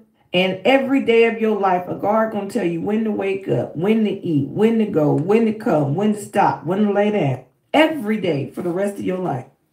There's no freedom for the rest of your life as of today. So whatever the hell you did today, I hope that shit was fun. I hope today was the best day of your fucking life. Because whatever memories you made today is all you got for the rest of your life. Now, as Campbell is digging into her, no doubt trying to get to it, Ramos said, listen, I got daughters. No parent wants to see their child through no damn glass. And especially not seeing a child like that till the day they go up out of here. I would want my daughter to tell the truth. When we go to trial, the jury gonna hear our story and look at you and try to see if you the type that can participate or not, whether or not you believe he deserved it. So what, you didn't pull the trigger? I don't know, maybe you just don't care. She said, I care. I'm just frustrated. Man. They said she was never offered a deal. Somebody said, I seen Chatty said she was offered 12 years. Somebody said, I just sent Ratchet the video that says she was never offered a deal. Now, once Alicia says that she cares, they try again. They go back to the cruise following into the hotel, and just to let her understand exactly how much information they have, they talk to her about... But I'm going to be real, though. Alicia Andrews should have never taken this to trial. If they did offer her a deal, I ain't saying she should have snitched. She should have just took the deal, but I'm pretty sure the deal would have came with her cooperation. But I don't know why you take this to trial. I mean, this is a shot in the dark, but this is your life on the line. I'm pretty sure you could have got a 20-piece, a 15-piece if you would have cooperated, but unfortunately, you're going to get life, baby girl. Every turn that was made by the cruise into the hotel, turn by turn, the Impala coming in, the turns it made, trying to let her know that we have all of this. But Alicia says, I'm confused. Campbell lets off. Like, what you mean confused? Raymond said, listen, look, we trying, but I got you on participation. I got that. I got you. I got Zay. I got his little brother. I got the Murphys. Do you understand?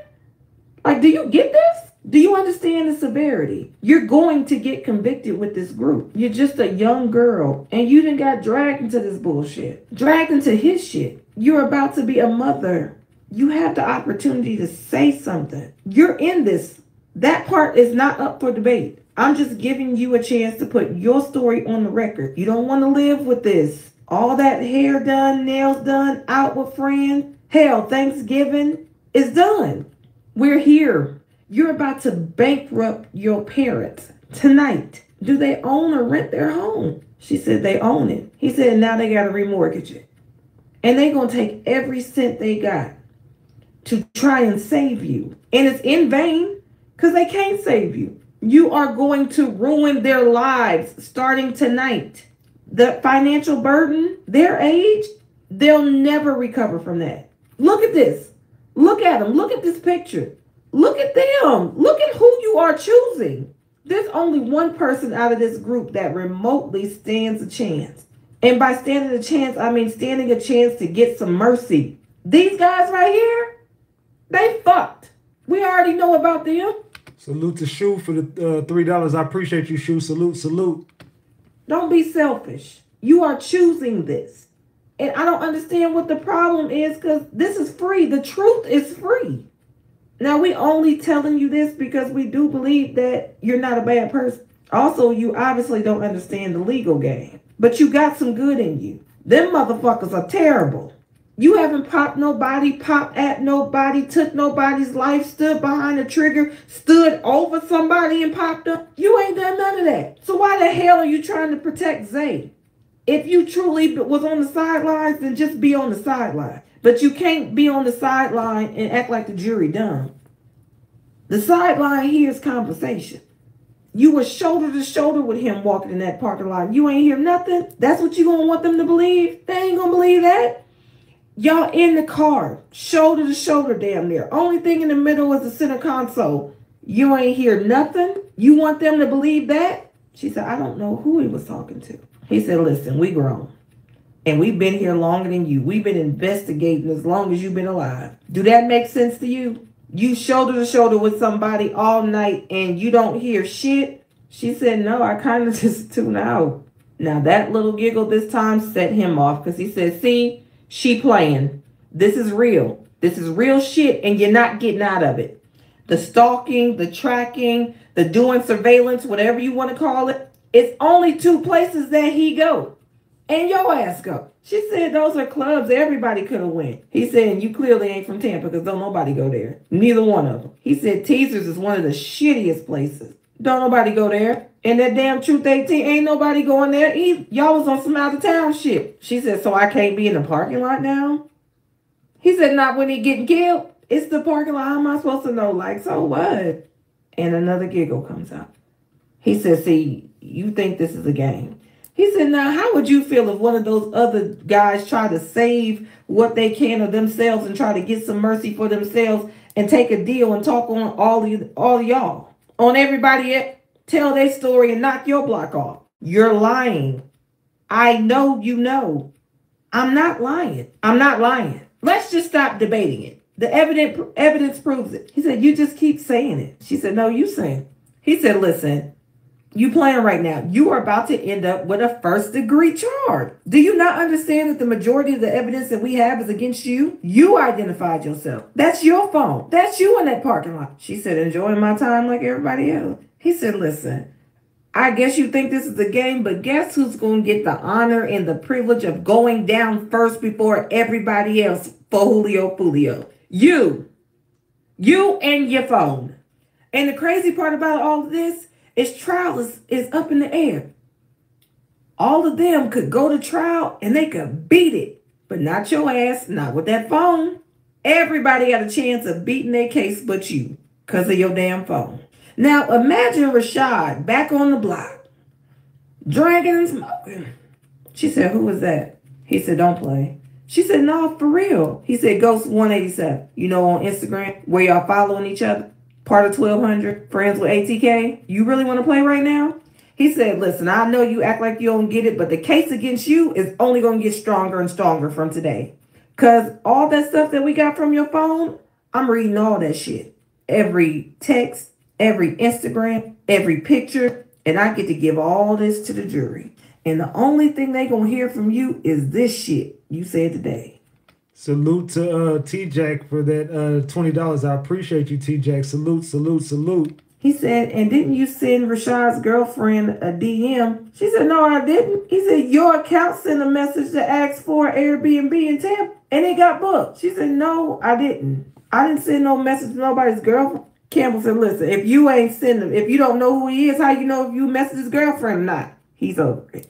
He said, listen, I'm sick of this. I'm tired of showing this girl. We got all of them. You let them in the back door. You let them use your phone. You only got a COVID mask on everywhere that Foolio was at. You out here following him. And then the video cuts. From there, we go to break.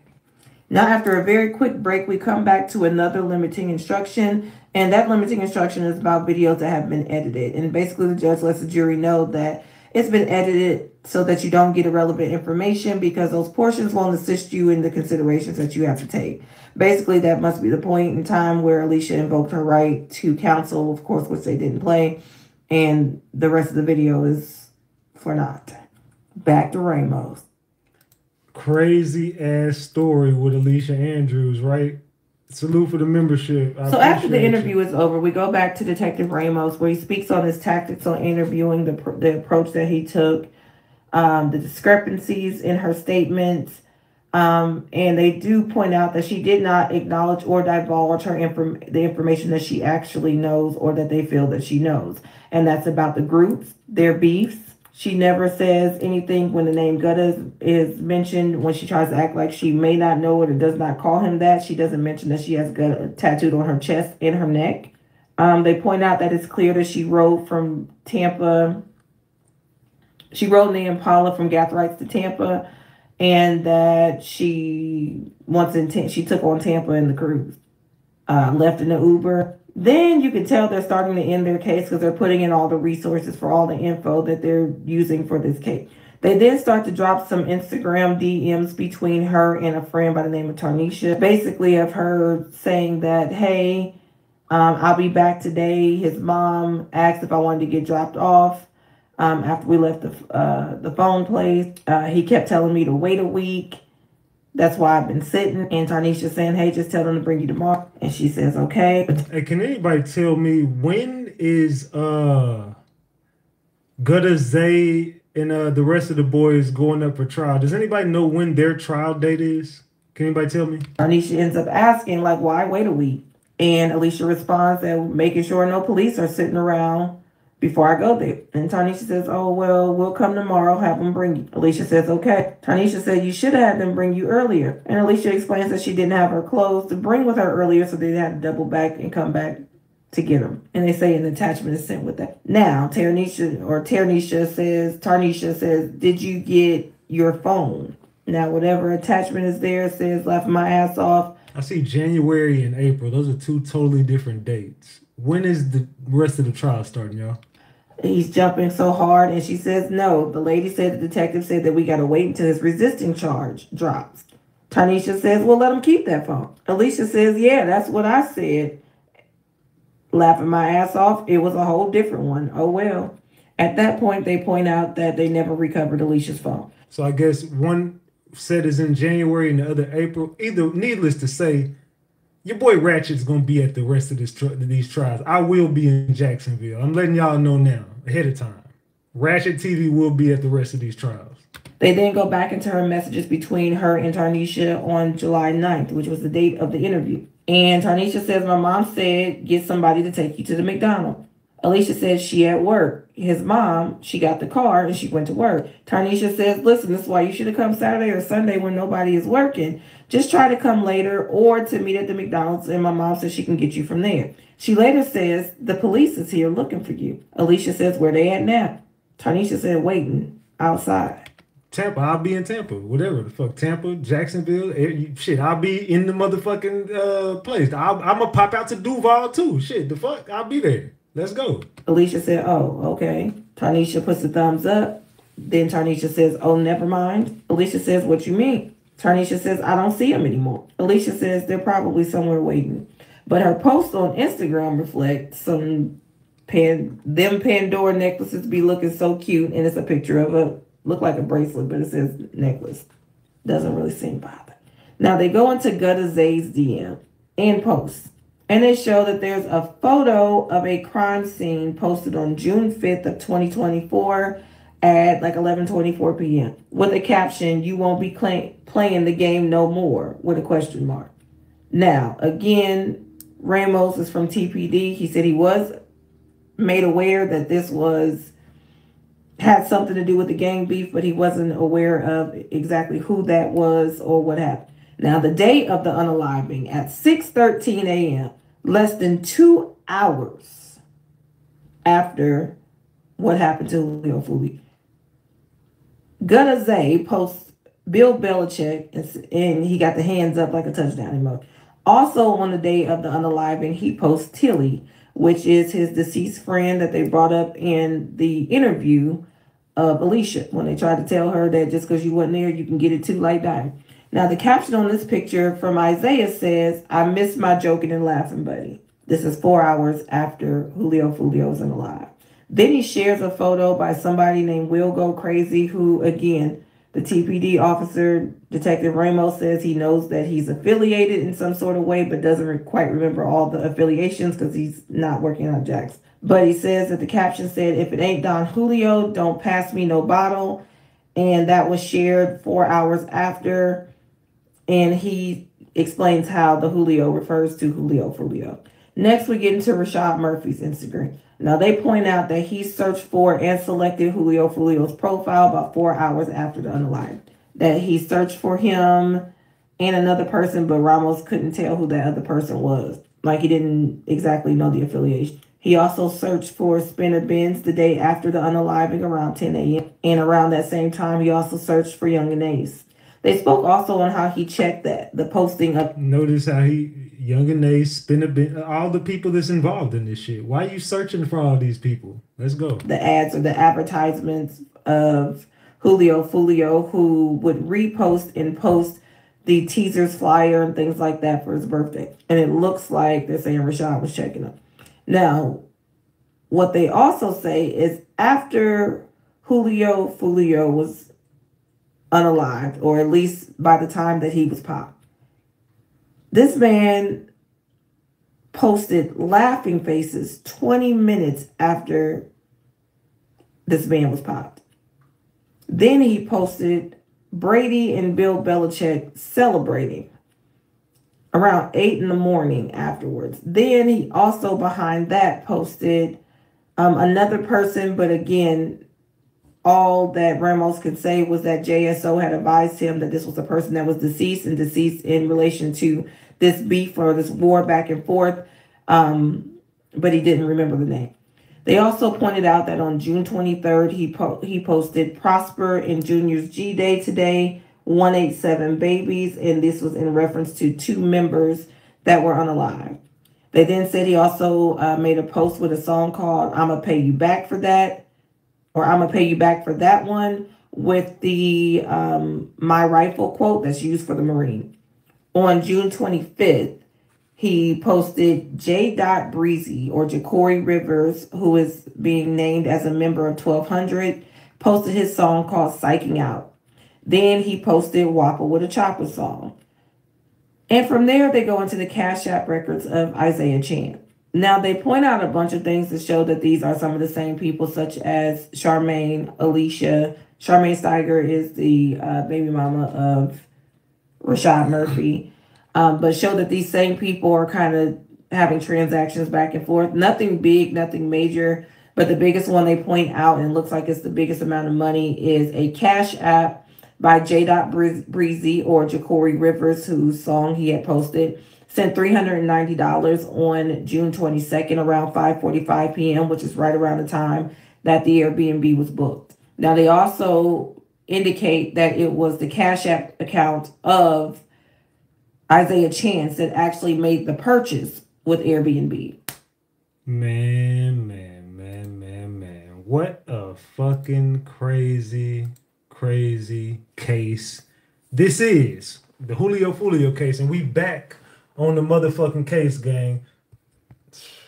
I don't know what y'all think, man. What y'all think about this shit, man? It's getting crazier and crazier. You know what I'm talking about? It's getting crazy out here. So, with that being said, I want to know y'all thoughts on the trial. What do y'all think is going to happen with Alicia Andrews? What do y'all think is going to happen moving forward? Your boy Big Ratchet, we missed the Alicia Andrews go around, but for me, this one wasn't on my list of things to do.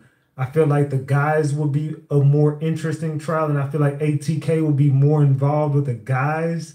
This girl is a crash dummy. She's a setup chick. She's going down for the rest of her life. There's no way out of it for her.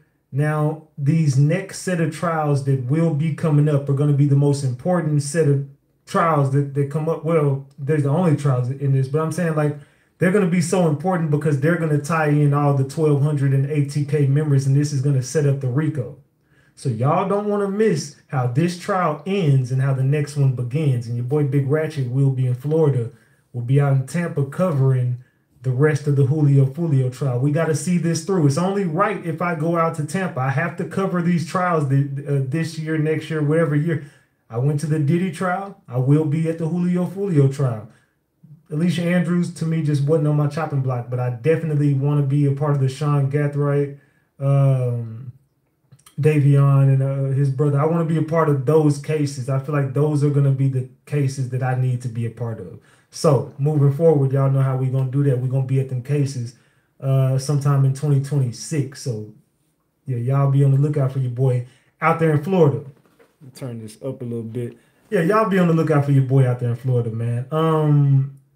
This Friday, Halloween, we have a Halloween costume contest. Y'all still have, you know, a little bit like 24 hours to get y'all, you know what I'm saying? Maybe like 36 hours or something like that. Y'all got a little bit of time to get y'all Halloween costumes ready, man. Y'all got a little bit of time.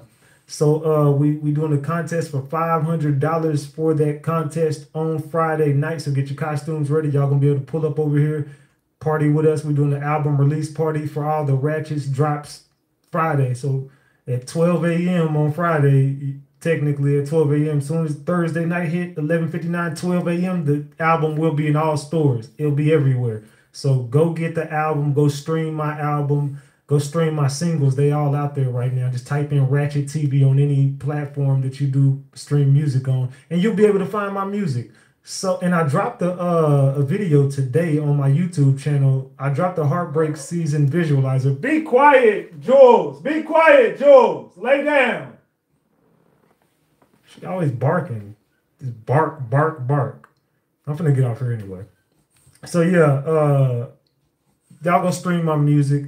Y'all be over here Friday night for the album release party and the Halloween costume party. Y'all already know it's going down. I will see y'all Friday night. No, I'll be back tomorrow night. We're going to cover this case again tomorrow night. But Friday night, we're going to do the album release party. So y'all be here for Halloween. We're going to do something different. But tomorrow night, we'll be back covering the Julio Foolio trial. So y'all be back over here tomorrow night. I will definitely have some gems in the Julio Foolio case tomorrow night. Y'all get in the comment section. We've been here for over 3 hours. I'm going to leave this video up. Y'all go ahead and get in the comment section as soon as I end this video. And y'all tell me what y'all thought about tonight's content. Also tell me your thoughts on where you think this trial is going to go. How do y'all feel about Alicia Andrews' testimony? Or excuse me, her interrogation. How do you feel about the testimony of the witness who knows Yungeen Ace? And how do you feel about Yungeen Ace? Do y'all feel like he gonna get caught up in this RICO? Get in that comment section and let me know exactly what y'all feel about this damn case, man. Salute to all my moderators. Salute to the green team. Jules, lay down, Jules. Stop barking, Jules. I will be in there in a minute, Jules. Lay down. She is annoying. Anyway. Yeah, Jules is calling my name, man. I gotta go, man. Jules is she ain't a happy camper right now. So I'm finna get the hell up off here and go to my damn Frenchies. They've been in there for 3 hours. I'll be back tomorrow night. Salute to the gang. I love y'all more than y'all will ever know. Salute to the Mods Green Team. Everybody for pulling up, popping out, showing up and showing out. Thanks for all the donations. I appreciate everybody, man. Salute, salute, salute. Long live Foolio, man. I'm gone, gang. I love y'all. I'm gone. I'll see y'all tomorrow night.